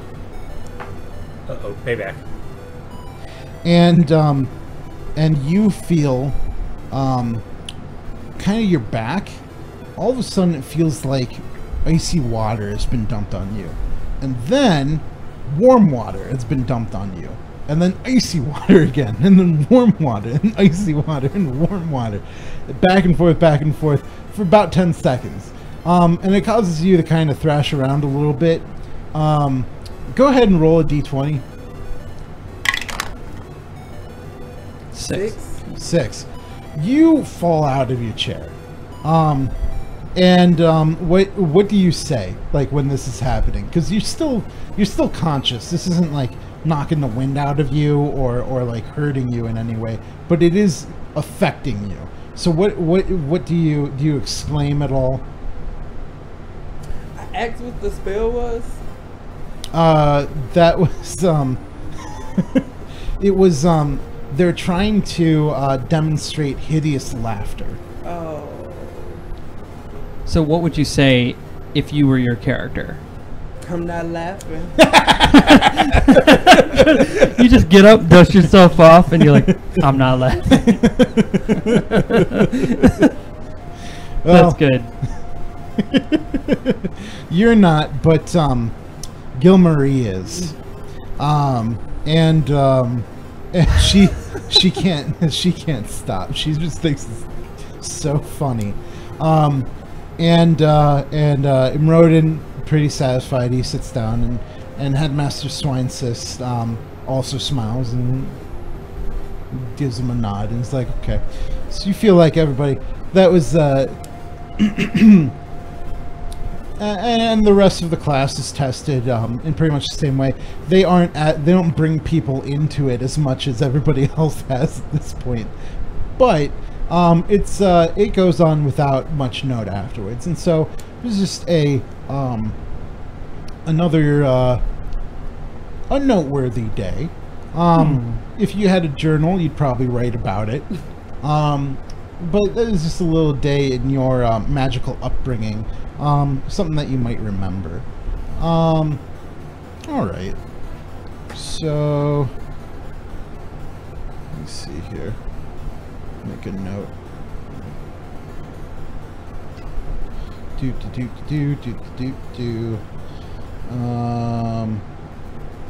Swineswiss,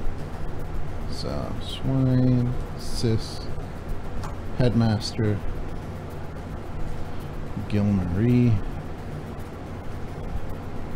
Imrodin.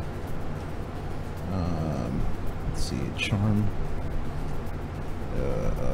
Ground. Tremor. Hideous. Hideous laughter. You could have said, like, I'm not laughing, and then when she started laughing, like, but you know what? She aced the hideous laughter part. Oh, Yeah. that would have been good. As you're writing in your journal for that night, that occurs to you. Yeah, you're like, oh, I should have said that. God damn it. Okay. Just roasting your whole class. When did we start? Oh, we started at like 8:35. 8:35. Okay. Yeah, a little bit later than that. It was like 8:40. All right. So, what's Crowwind up to? Well, what do you mean? What am I up to? I'm dungeon master. So, I don't know what I'm up to. I don't know where I'm at. What's happening? last time we left off, I made the dude's nipples appear out of the shirt, and it was the best prank ever. And it was so legendary that only I really remember it, and because the lady and my dad was there, and the noble, no, they're never going to talk about it. It's never going to be fucking brought up. But I'm always going to be like, hey, you know what I heard? It's pretty good. But I try not to talk about it because I know that will eventually lead back to me, because my dad will fucking know it was me, for one. Immediately when he was like, you know, it's funny, I didn't know what's her name? What's the girl? I don't think we ever gave her a name. No, we had another girl. The little kids. Oh, we had Belly and we had Belly. I don't remember Belly being in that chamber when all that happened. I don't want that to happen, so I don't mention it. No, Belly wasn't there. No. No. But no, I would be talking about it, and then Belly's like, oh, you know what I heard? Yeah. But yeah. Oh, and he'd come back to you and he's like, I don't remember Belly being... Yeah, okay. And Belly would blab off about that. Oh, yeah, I know. I grew up with her, man. I know. What caused you to move from Blackwood to Creek's End? Well, one day I just sort of like, I'm old enough to move out on my own at this point, but Yeah. Blackwood is already starting to lose people. Belly and her family kind of went off into the woods, and apparently they started their own like little place where they were gonna like just hunt and sell furs and skinning and stuff to Neverwinter and Helm's Hold, but they're like on their own. They're in the middle of the woods. Mm-hmm. What was the other girl's name? Belly. I have it written. I think it's Golda. Golda? Yeah, Golda. Golda disappeared before her family moved away, and I have no idea where the fuck she went. She just left one day, and the only reason why I knew she left is because she always wore this like ribbon, and she just fucking like was just hanging on her door, and it was a sign of I'm gone now. And so I take that because I'm like a little sentimental. What color was the ribbon? It was like a purple. Purple. Alright. Oh, shoot. Alright. So I have like this little purple ribbon that has no real importance other than it's the person that just never said goodbye. She just fucking left, but she taught me so much. She kicked my ass. And then what was it, like the little boy? The little boy was like Orwin. Oren. Okay, Yeah. yeah, Oren. Oren and his family moved to Helm's Deep, where they open up a Helm's Deep or Helm's Hold? Helm's Hold. Thank you.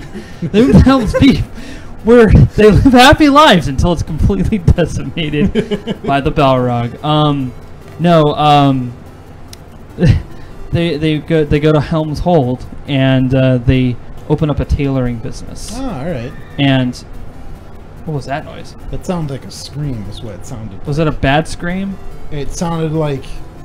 Well, I think we keep hearing screams, or it might have just been the screech of a car. You know what? If it's a scream and there's no gunshots, then whatever. Yeah. We're fine. Like I think if somebody was being stabbed, there'd be more screams. Yeah. Yeah. Sorry, our neighborhood's weird. We're such good people. Neighborhood is always on watch here. What was I gonna say? So they moved to a town and they open up a tailoring business. They're at Helm's Hold, and I haven't seen Oren since then. And then what's the older boy's name? I think his name was Jordo, or Not Jordo. I wrote it. Where is it? It's Abjad. His job? Abjad. Abjod. Oh, Abjad. Abjad. Abjad actually stays with after his family moves. He wants to like. This was his home. He doesn't mind, but there's only like a few of us left. The nobleman hasn't left his manor in weeks. My dad hasn't seen him. He won't let anyone in there. And at this point, we don't know if he's alive or dead because nobody fucking knows what's happening. The town is a ghost town. We stopped getting merchants fucking weeks ago. Yeah. And we're running low on supplies. And Dad's like, you know, I'm getting fucking tired of walking back between here and Helm's Hold to get shit. We're going. Well, he doesn't say all that. He's like, I'm tired of walking back. You know, I'm gonna go to Helm's Hold. If you want to come to Helm's Hold, that's where I'm gonna be. But you're a man now. You make your own damn decisions. I don't have a place for you at Helm's Hold, but you can come visit me whenever. This house is yours. Take it or leave it. I don't care. Okay. Just take care of yourself, and don't lose that sword because just don't. Yeah. Don't lose it. And I'm like, I won't. Okay, I won't. I'm a little bit like weirded out. I've never been by myself before, but at this point, I've grown used to the isolation, and that's when I meet this. Like, there was a couple of people just sort of like hanging out in the woods, and they were around this tree stump, and I don't know what they were doing. So I go up to them and I'm like, "Hey, what are you guys doing out here?" And they look back at me and they're just they don't say a word, and they're just like going about their business. And I think like, oh, it must be druids. It's always fucking druids. They're so weird. I've only seen them a couple of times, but I'm like, you know, every time they come out here, I don't know what the fuck they're doing. And my dad always like, yeah, you know what they do when they come out here, right? You know what they do? They find the nearest animal, and they take them. They take them for their own. And I'm like, what do you mean by that? He's like, oh, I think you know what I mean. I'm like, they don't have sex with animals, Dad. It's just weird. But not before, well, he's like, not before turning into an animal. Right. But he thinks that's what he told. That's what the way he explains. Druids are weird to him. So I'm like, it's fucking druids. But they are actually other rogues. Oh. And so I want you to. That's where we can leave off. Okay.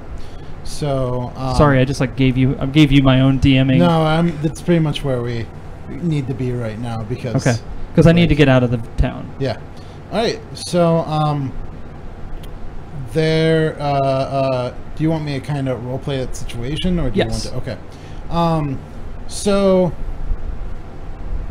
they. Let me bring up another. Hold on. You know what they do when they come out to those woods, right? Those fucking druids, man. I mean, I don't blame them if I could. Nah, my dad wouldn't say that shit. So, one of the guys, he's got a cloak over most of them, and he looks, well, you don't know kind of what his body type is because the cloak just pretty much covers him. Yeah. You don't know if he's like swole under there or if he's just kind of like skinny McGee. Is he kneeled over? No, he's still standing up and he's looking at you. He's got a pretty nasty cut that's healed over on his face that goes over his eye, and his hair is like a dark brown. It's unwashed, and it just kind of is left to go every which way. But he kind of looks in your direction after you call out to him, and he kind of looks out, and he's just like, "Piss off!"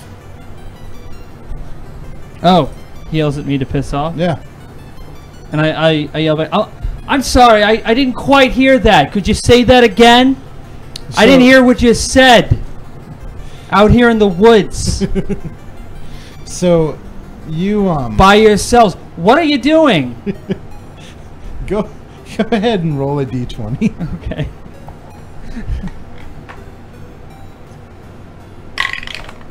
That's a 6. 6. You don't know how. You think maybe you blinked, but you feel like you didn't. He's right up in your face, and he was like 20 feet away a minute ago. And he is right up in there, and he does not smell good. Oh, shit, you're so tall. He smells pretty bad. But he's right up in your face, and you can kind of see into his cloak a little bit. He's not Swoley McSwolster, but he is pretty well built. He looks like he's been in fights. He's been around. And he gets right up in your face. Oh, you're so tall. And he's like, piss off. Oh.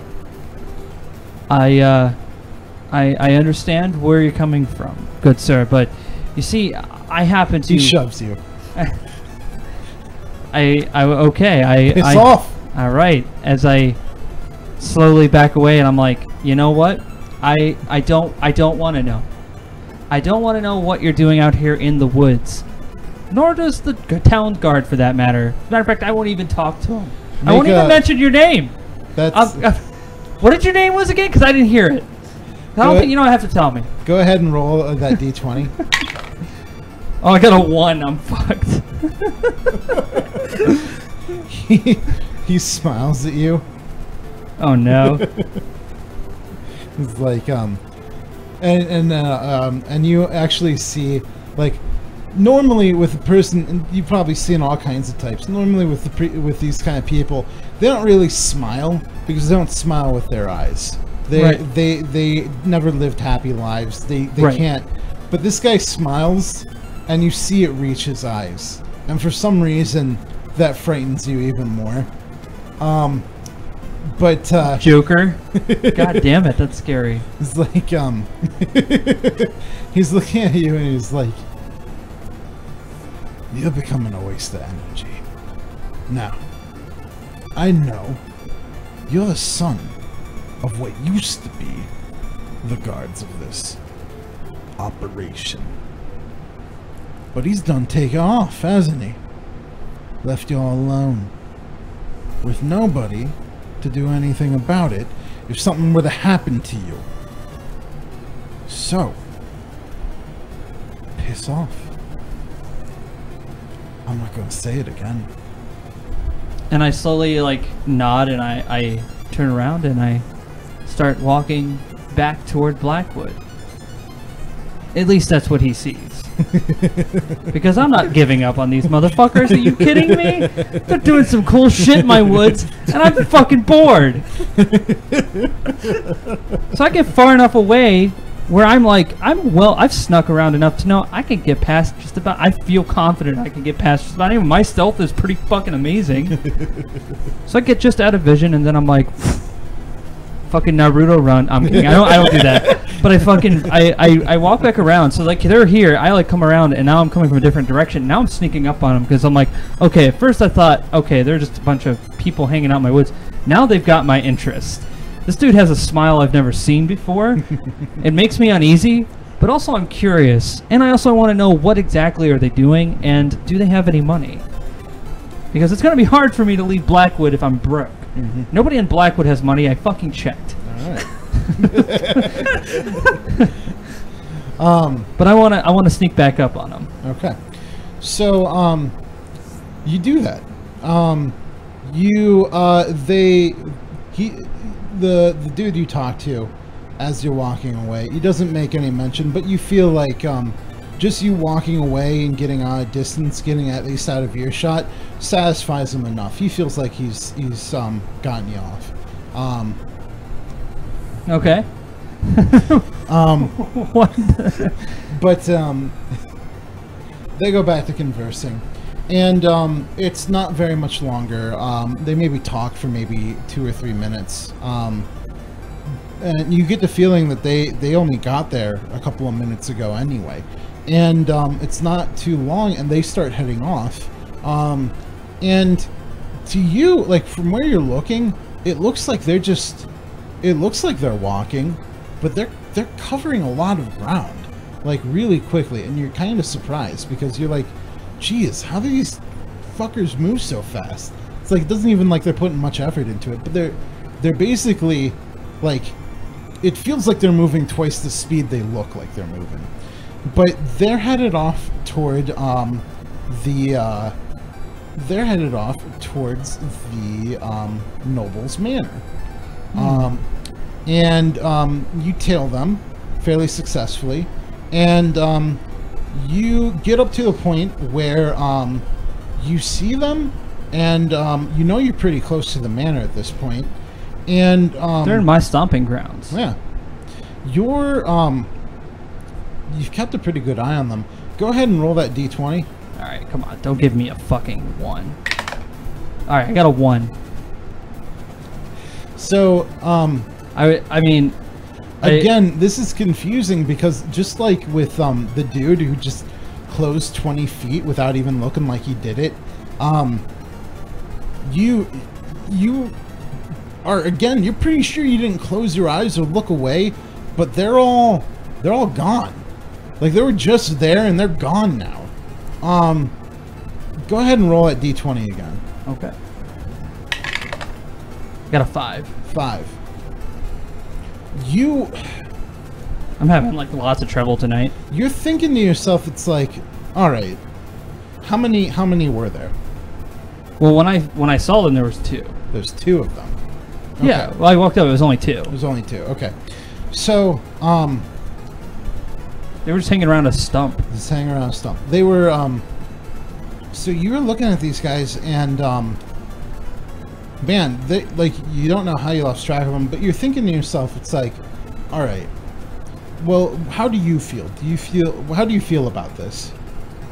Well, as I said, I feel a little bit weirded out. Not only that, but it seems like they have supernatural abilities that I'm not used to. So it makes me very uneasy. But also, I'm very curious. And very bored. I am very bored because this whole town is just dying or dead at this point. Almost everyone's left. The mine was all but abandoned, and I don't know what they'd want with this manor. There's nothing in there. I've checked over and over again. The only place I haven't looked was the bedroom where the noble would be, because he's locked himself in there. And I don't even know if he's alive. I'm a little bit like, I don't really want to know. Yeah.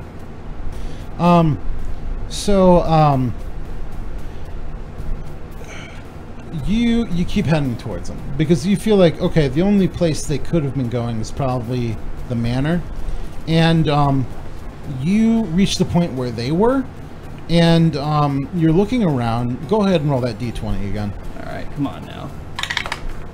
Got a 3. Wow. 3.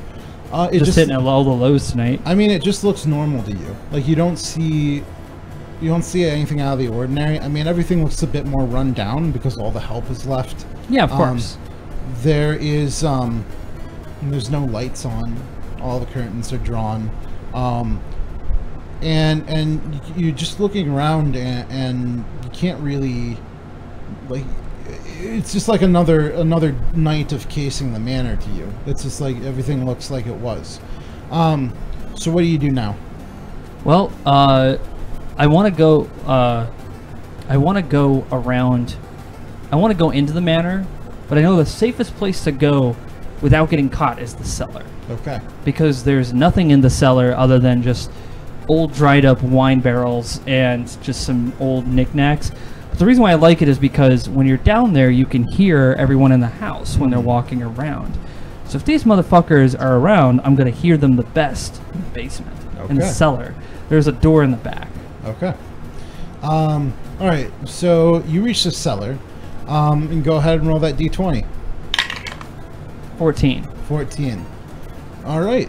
So your previous knowledge of the acoustics of the house was a good hunch, because you're in there and you can hear something moving around.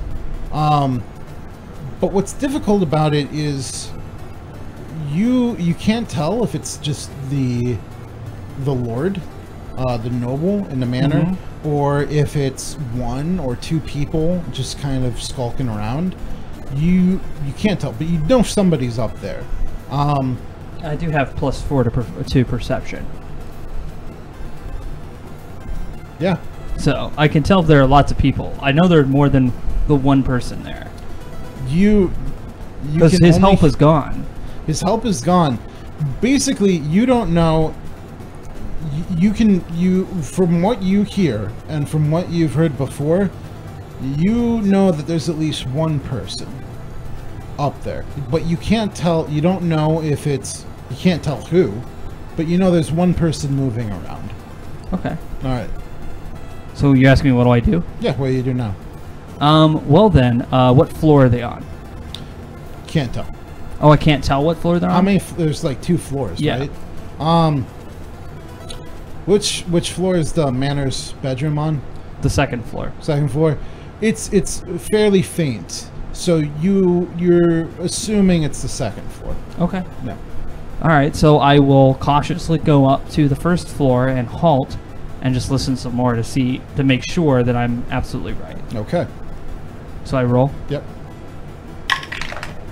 15. 15. Okay. Yeah, there's definitely somebody up there. Upstairs? Upstairs. Alright then.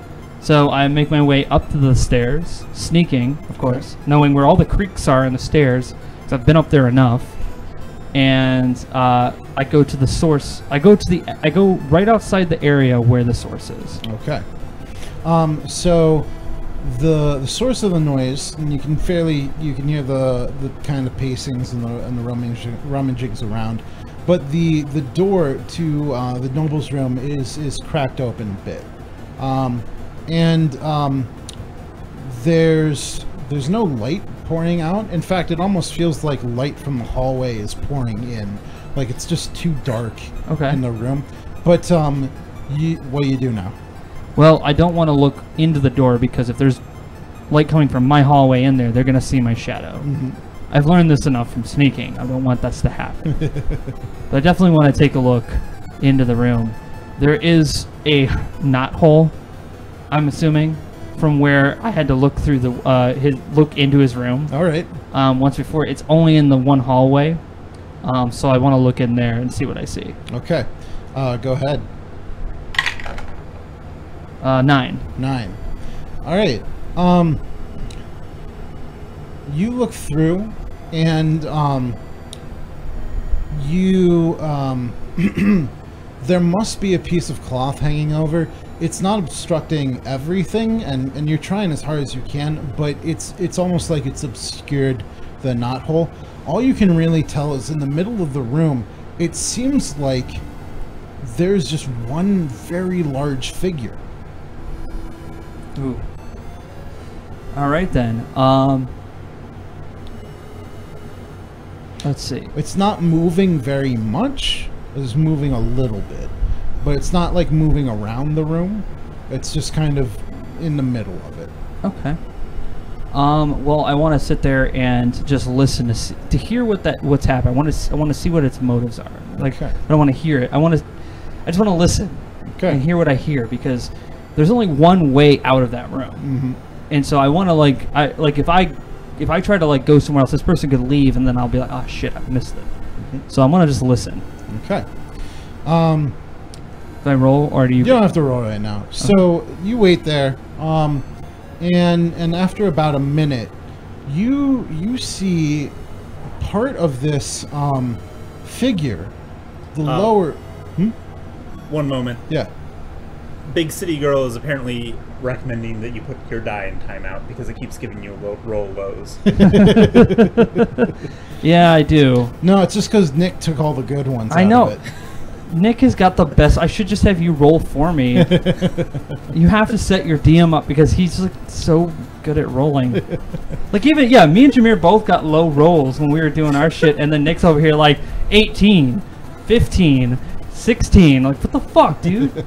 Anyway, you were saying there was. You wait, and you see this figure, the lower part of it move away, but the top part of it is still there. Just kind of there, and any movement that was happening, and it's like the lower part of it is moved away, and it's out of your field of vision, and the top part of it is what was moving isn't moving anymore. It's just there's nothing there.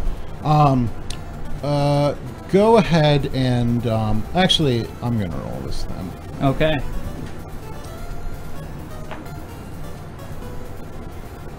No. Okay. You hear a noise on the first floor. Okay, so I heard a noise on the first floor. So my only other option right now is to hide behind the credenza, which is the only other place in this area that I can really hide behind. So do I have to roll or anything, or because I know that this person's eventually going to come upstairs? Because if it's anybody, it's going to be the friend of this person. No, you don't have to roll. You just hide behind it. But let's see here.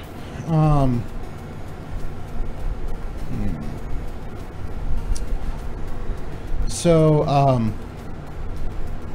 you hear footsteps come up from the bottom, and then from the noble's room. How well can you see from behind the credenza? I can't really see, but I can take a damn good guess based Okay. on my perception of what's happening, because it's like if I pop my head up, I'm gonna definitely be seen. Actually, you know what? I can look under the credenza and I can see. Look on it, you can see some feet. Yeah. All right. Well, okay. So you're behind there, and you hear these footsteps come up the stairs, and the person who is in the noble's room hears the footsteps comes up the stairs, and he comes out of the room, and the one man who came up the stairs is like, "Well, Roy."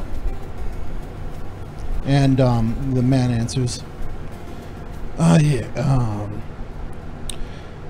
just about what we thought. Really. Nothing much. He must have sold just about everything. Did have a little bit of silver on him, though. A little bit of jewelry. Really odd shirt. Like holes where the nipples are. I don't know. Maybe it was a sex thing. I have no idea. But anyway, this should be enough to get us at least. Oh, Creek's End anyway. We'll see what happens after that. And you're looking at their feet, and you let's see here. So, have you ever been behind the credenza before? I've only been behind it twice. Twice. Okay. Because I moved it just enough so I can hide it. Because normally it's really close up against the wall, but I've like got myself angled in there where it's like you're far back away. You'd think, oh, it's fucking it's just a dusty ass credenza. But if you walked up to it, you'd tell there's like a decent gap back there, but you wouldn't think someone would be back there. You'd be like, why the fuck would anybody be back there? And that's the point. Gotcha. All right, go ahead and roll a d20. Okay. I got a 12. At 12. All right. Let's see here.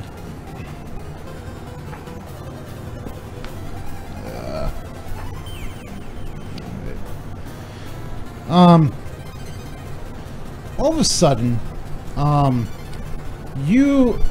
they stop talking, and one stops talking, and then the one referred to that you now know, whose name is Warrior, says, "Yeah, Abet, wait, what's going on?" And Abet says, "I don't think we're alone."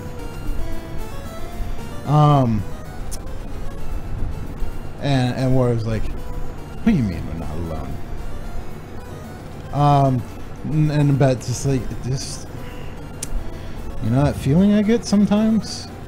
Warrior's like, "That feeling you get that's like 50% of the time right? Yeah, I know that feeling. Well, we're in the middle of nowhere. Who could it be?" And Abet's like, "What about that kid? I mean, I think I scared him off pretty good." I don't think he's gonna be around. And Beth's like, I don't know, man. Do you think we should do anything? And like, I mean, even if he did, what would he do? Whatever. Let's just get out of here. And you hear their footsteps go downstairs. And then you don't hear them in the house anymore. All right. Well then, I cautiously peek over the credenza, and I'm like, oh, thank Christ. There's nobody out here. And then I go into the noble's room, because now at this point, I have to see if this noble is still alive. No, he's hung himself. Oh, so he's hanging inside. He's just hanging out. He is hanging from the middle of the room from a rafter. And he's been there for a while. He's been there for, you can tell, for a little while. So you immediately, you know, this doesn't look like foul play. This looks more like he killed himself. You don't suspect the two of killing him because it doesn't seem fresh. His body has been picked over. Of course. Yeah. And the drawers have been opened. The bed, the mattress has been kind of splayed over. Somebody picked over the room. They were there, and so you correctly assume these guys were looking for. They're just looking to rob. And they found a little bit, maybe less than the trouble than what it was worth, but they got something out of this. Do you go ahead and roll a d20? 18. 18. So just out of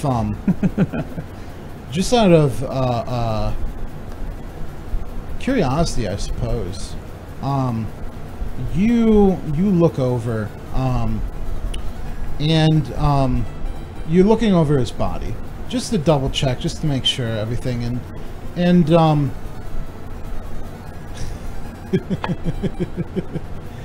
what's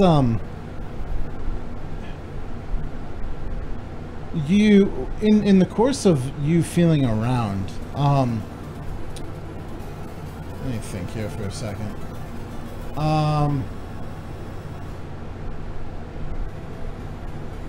Gotta think of a way that this would make sense. Actually, yeah, okay. So you're looking around, and you have you've seen in his gut something is sticking out, and it's just kind of, it looks like it was placed there fresh. It just looks like a piece of metal, but you don't really know. It feels like it's foreign. It doesn't look like it belonged, like it came from Blackwood. Of course, we don't make it. If we had metal in this town, we would have had a fucking. He would have hung himself. Yeah. But it is sticking out. In fact, it seems like it was just placed there. Yeah, much better. So, what do you want to do? Oh, I'm going to extract it. Okay. So you take it out, and it is the blade of a dagger. Awesome. It has no handle. Is just the blade part, and there is a rune or two inscribed into the handle, which you know is Thieves' Cant. What is it? What does it say in Thieves' Cant? Oh, let me see here.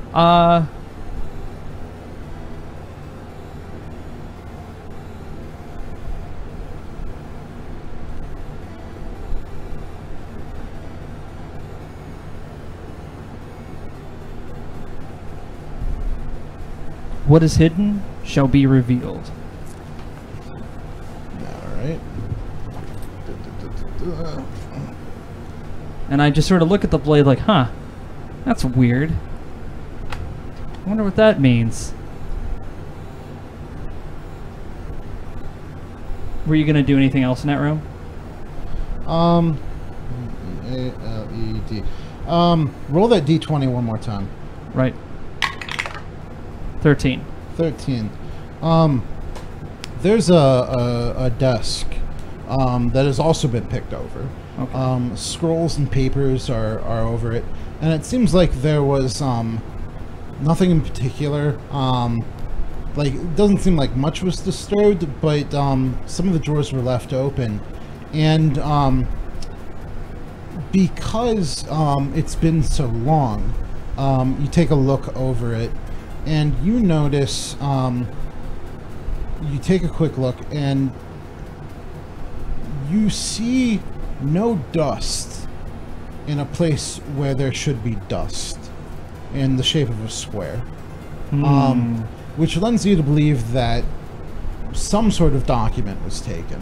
Whether it was a notebook or a scroll or a pad of paper or something. Something was removed. And that's all you can really tell. Most of it is just like logs. It's like payroll, takes, what has been fished out. So I can't find his seal. No. No. Any land deeds? There's nothing there. I mean, there's like. That's what I was hoping for. Is a seal, some land deeds. There's like the land deed for Blackwood, but it's like you can see it. The contract for it is also there, and because the Lord has failed to deliver on the promises that this land has been granted him under, his contract and his nobility and everything has basically become null and void. Can I take the land deed? You can, but as it's tied to the contract. Of course. So it outlines. I'm not worried about the contract. All right. It's gonna be useful later. All right. No, so you take the land deed / contract. That's what I was looking for. All right. Because I was like, if anything, I'm going to take from this town, I'm going to take its land deed. Now, but it's it's it's funny. Okay. Yeah, you take it. And it's like contractually it's null, and the land belongs to the King of Neverwinter. It was just a deedship, a grant to that noble for the time that he was supposed to develop it. But because he felt good, a lot of things were sacrificed. But now you have this document. That's exactly what I want, is this document. Okay. Make sure you mark down I have this document. It's going to be useful later. Okay. Remind me again how evil you are playing your character? I'm not an evil person. I'm neutral. But you have to understand, I also have to make a living. And you never know when a document that says land deed might come in handy. Doesn't matter if the land deed is any good. You don't have to tell them that. Contractually, no. All right. Okay. And I'm not evil, so I'm not gonna just like swindle a nice farmer or anything like that. I mean, I will, but I'm not gonna do something that'll leave him in a bad place. I'm a rogue. I have to do something. I gotta make money. All right. I'd say that's pretty good. Okay. All right. You want to call it for the night? I would say let's go through. How do you guys feel? You guys feel like you're done? Nothing happened to me yet. Yeah. Let's. Well, Jamere wants something to happen. Okay. All right. Yeah, I was gonna say, because we were doing a lot of character building, because we really, this is their first time, this is my second time, and so we're just kind of building characters at the moment. We don't really have like a quest. Our characters haven't met yet, which I'm looking forward to. But let's see, what can Mass Mage get into? Mass Mage. By the way, my big city girl was wondering if you were a bit of a chaotic neutral. Maybe. Maybe. I do like the idea, especially since I could, yeah. I mean, I am going to be quite talking a lot when my character actually gets to play. Yeah. All right. All right. So, Mass Mage. Mass Mage. So you've gone through your curriculum at the School of Magic, but this isn't as we established. It's kind of a School of Magic care house, and D&D babies. Yep, that's us. And as a care house, it can't maintain care of many individuals all at the same time. They have to cycle people through. So even though you're an elf and you're fairly young, you've reached an age about, I think we'll say 17, where they've taught you enough and they feel like you've reached the point where you can handle yourself, and you have to move on. But what they do, what they can set up is that as a continuation of your learning and development, if you would like, instead of just going off on your own, they can set you up with a not so much a pilgrimage, but kind of like a work study program that is kind of on the same terms of the school itself. You will go out to help some sort of organization, or some sort of culture or civility or just anything with what you have learned, and you will give back. And it's not for any like kind of religious purpose, or but it's just kind of like a goodwill. And so what you can do is through their network of people who've done this before, you can kind of join their fold of goodwill members, and head out and start working.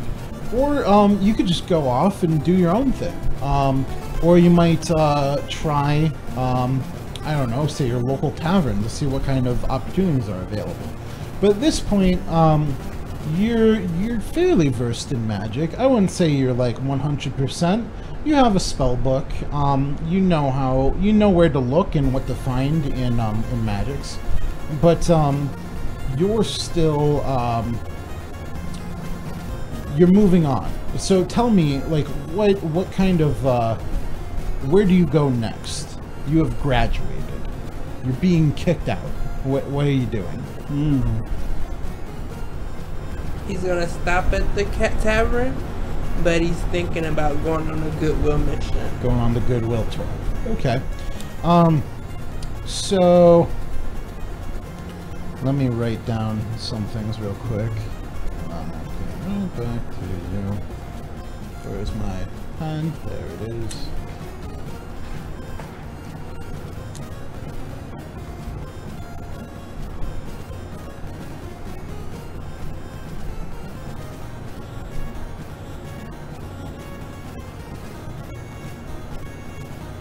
Okay, I have to write this down because I'm going to use my name generator again, and I don't want to lose the names.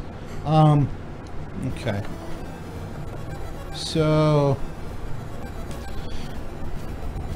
you are 17, and they don't have many rules about drinking, but you're still pretty young for the tavern. You go down and you sit at the bar. And Smith, the bartender, comes up to you. He gives you an eyebrow, but he asks you, "Yes, what would you care for, young master?" So, what are you ordering? Oh, the brightest drink you have here. And he goes off, and he gets a He gets a pitcher out of a box. It's a very bright pitcher because it is a bioluminescent mixture of someone's milk, something's milk, and a little bit of sugar, and a little bit of this, a little bit of that. But he pours it into a glass, and he puts the pitcher back, and he gives you the glass, and it is glowing in front of you. Oh. I drink it. All right. It's what kind of drink you taking? Like a sip? You take a little sip, or are you gonna be like no, knock I it gulp back? it down, Gulp it and it down. lights me up as it travels. All right. Oh wow, nice. That's cool. So as you gulp it down, and as you said, it travels through your esophagus, and this light kind of shines out a little bit, and it hits your sparkles as it does, and you just kind of turn into a disco ball for a second there, and the luminescent drink is it's not unpleasant. It tastes like milk, and it's a little sour, but not past its time, and a little bit of sweet. So you have that drink, and you pay him. You have some copper on you, so you pay the bartender, and this attracted a little bit of attention because that was a pretty neat trick for somebody who's a magician and not using magic. So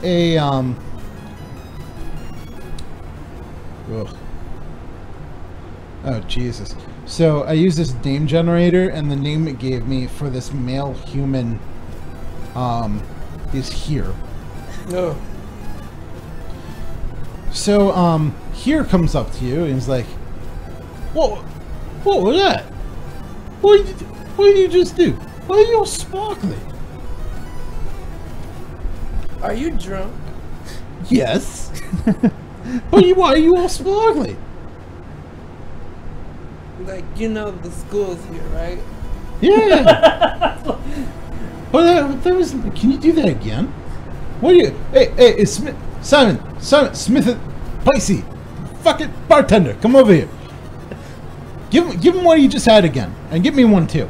And so the bartender pours another 2 glasses of this drink, and here gulps it down just like you did, and his throat brightens up a little bit, and just kind of like if you held your thumb over a flashlight or something, it kind of glows a little bit.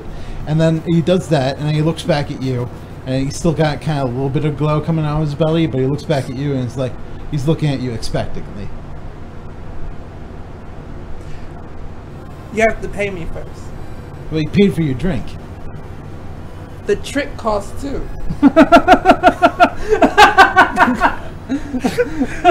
I grew up in the underground. I had to work my way up. It's like, oh, all right. So he also slaps down the amount of copper it costs for like another drink. So I drink the drink, like, but it's not just for that. And I sparkle the room. Oh, so you use some prestidigitation too? Mm-hmm. All right. And this guy, he's like, he's just dumbstruck. He looks up and he's like, it's like the greatest thing he's ever seen. Like, he can't imagine it. He's like, it's almost like he's half blinded by everything. It's like, oh my goodness. That is possibly the wildest thing I may have ever seen. What is your name? Right now, I've got Hamilton stuck in my head. Anyways, continue. I go by Mass. Mass, the magic glittering elf man. Close mage, but maybe Cerber you would have got it. Mass mage. I don't think I'll ever forget this. I'm very drunk though. Well, next time you tell this story, make sure you tell them how much the trick costs. Got it. 5 copper for a trick from Mass Mage, the tricky, sparkly, shiny elfman. And then he kind of passes out. and Cymath just kind of sighs a little bit, and he passed out onto the bar, and he's like, he comes up to you, he's like, "Would there be anything else, young master?"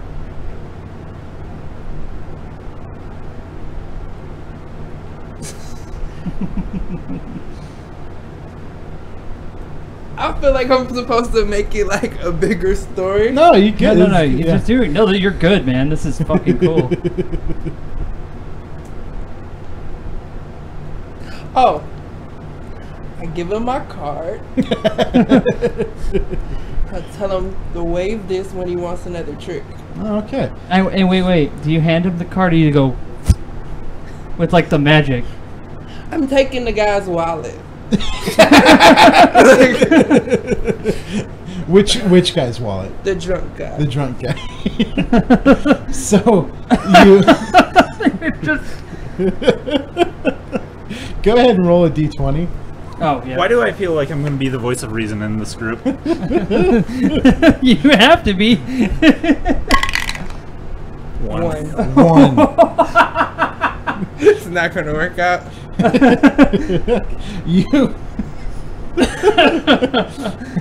You go, so again, just doing different things at the same time. Like, you might have been able to make that card poof out of your hand and hand it to him. You might have been able to pickpocket this guy if you just did one or the other. But because you're trying to be fancy and do them all at the same time and roll over, you fuck both up. So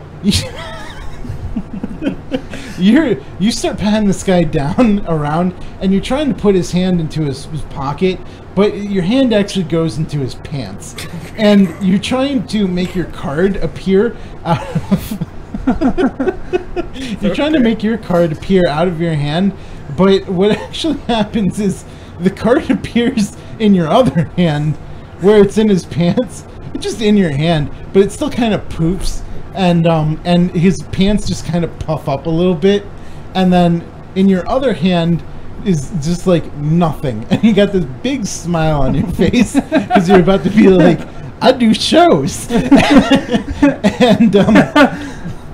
Cymath just kind of looks at you, and he looks at like you're leaning over the bar, and you're leaning over here, the drunk, and he sees you with your hand in his pants, and he's just looking at you, he's like, "Oh no, you're not gonna find anything there. I've tried." You tell you what.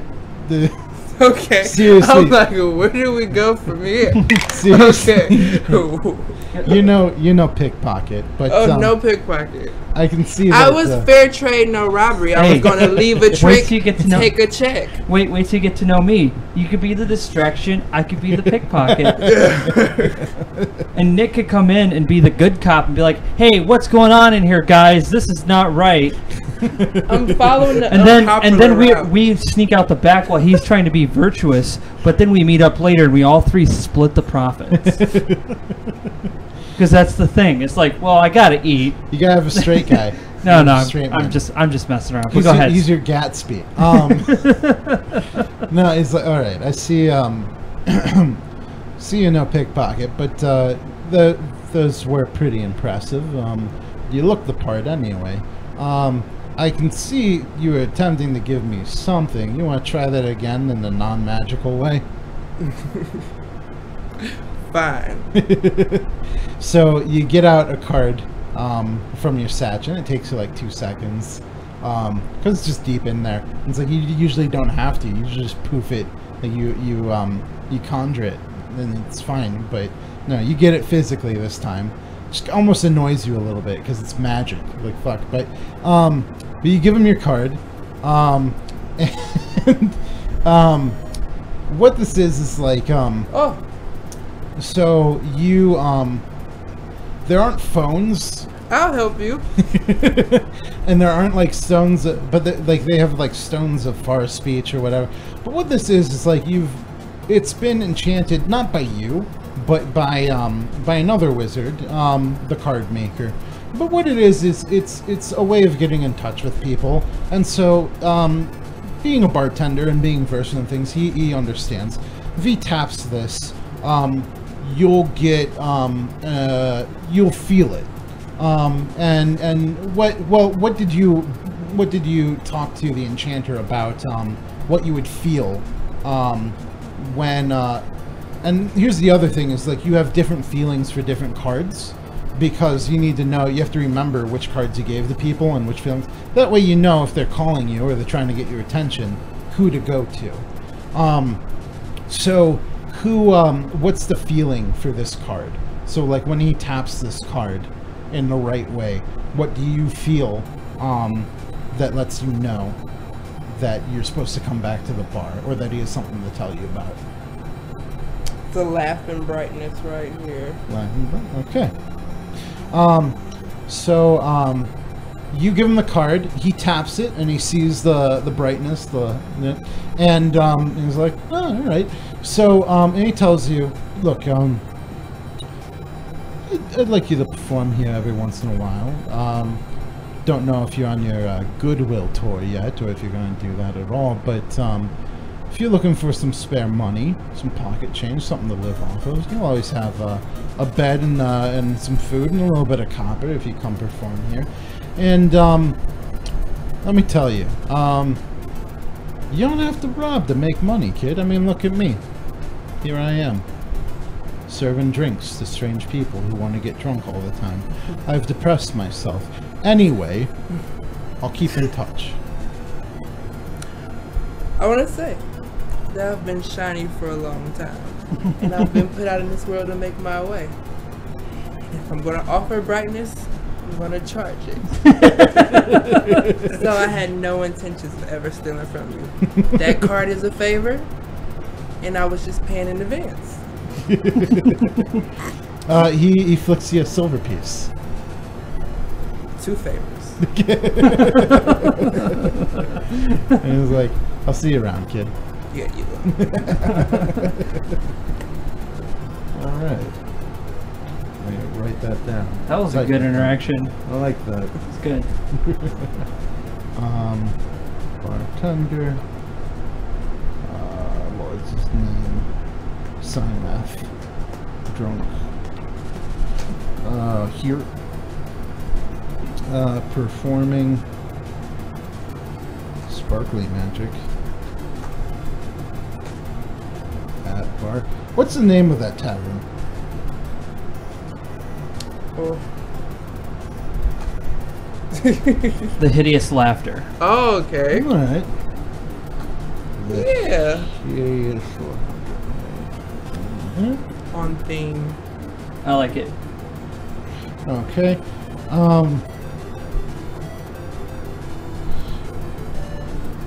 Sparkle laughter in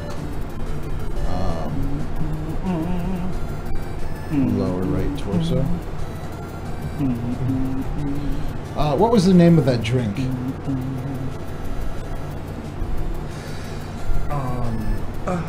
A piece of the moon. Piece of the Moon? Ooh, that's a good name.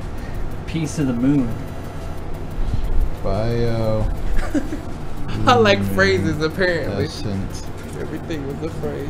Bioluminescent drink. It's a good name for a drink, though. Tastes like Calpico. Okay. All right. Cool. Nice. I got a story going. Nice. All right, so we've gone, I think, what is it, 2.5 hours, almost 3, which is cool. I enjoy doing this stuff. I think by next stream we should be in whatever campaign or whatever you're doing. Not to say that this wasn't cool. I like the interaction, but I want to be able to get us more into the thing where we can start like talking to each other. Yeah, like really playing. Yeah. I think yeah. Because I'm gonna get into character. You've no idea. I'm so pumped for this. Yeah, I'd say if if we meet again next Friday and I got all the character sheets and backgrounds kind of written up, I'd say we'd be ready to start playing for real. I'm looking for that. I got a whole backstory in my head already. Oh, okay. All right. If you want to type that out, like creative write that on a Google Doc and share it with me, that'd go a long way in helping out. Okay. Yeah. Gotcha. What about you, Nick? I think I'm free next Friday, so yeah. Hell yeah. I'll be here. I don't know what else to say about that. Next Friday is a pretty open day. And I live here. Yes. We both live here.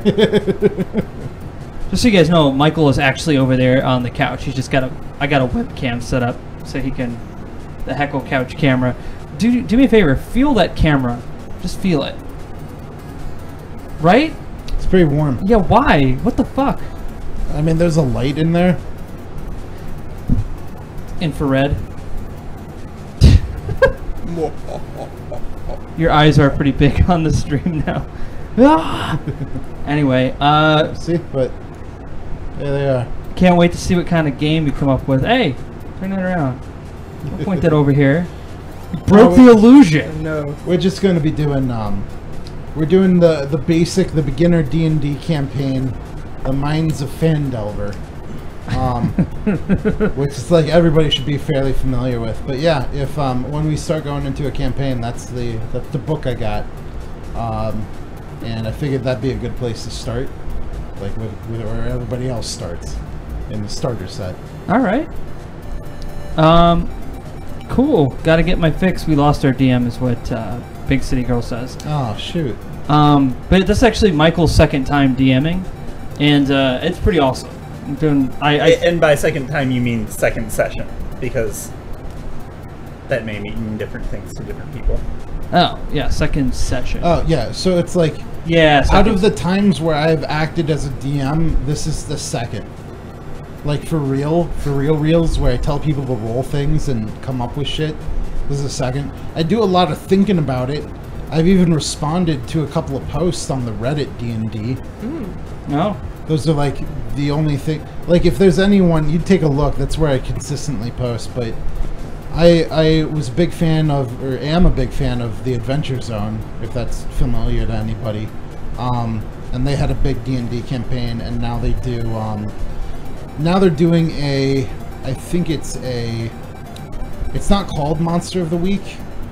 It's called something else, but it's a similar role-playing campaign, or just a role-playing game, where but their play is audio-based because it's a podcast, and so that's what I base my experiences on. Nice. Yeah. Cool. Yep. Well, thanks a lot for everyone who joined us for our second ever D&D session. Thank you, Jamere, for stopping on by Thank you for and hanging out with us. Nick, always. And we'll see you guys on Monday. I'm probably going to stream hot dogs, horseshoes, and hand grenades at random. So if you see me up shooting hot dogs, that's just me shooting at things that are hot dog shaped. Because that's fun. I don't know what to say about that. Probably the less said about that, the better. What are you doing? He's sitting up over the couch now. Look down, Mike, with your eyes. Anyway, we will see you guys again on the next Curtis Flesh. Thanks for stopping by, and you guys have a good night. I'm gonna turn us down now. Take care. Bye.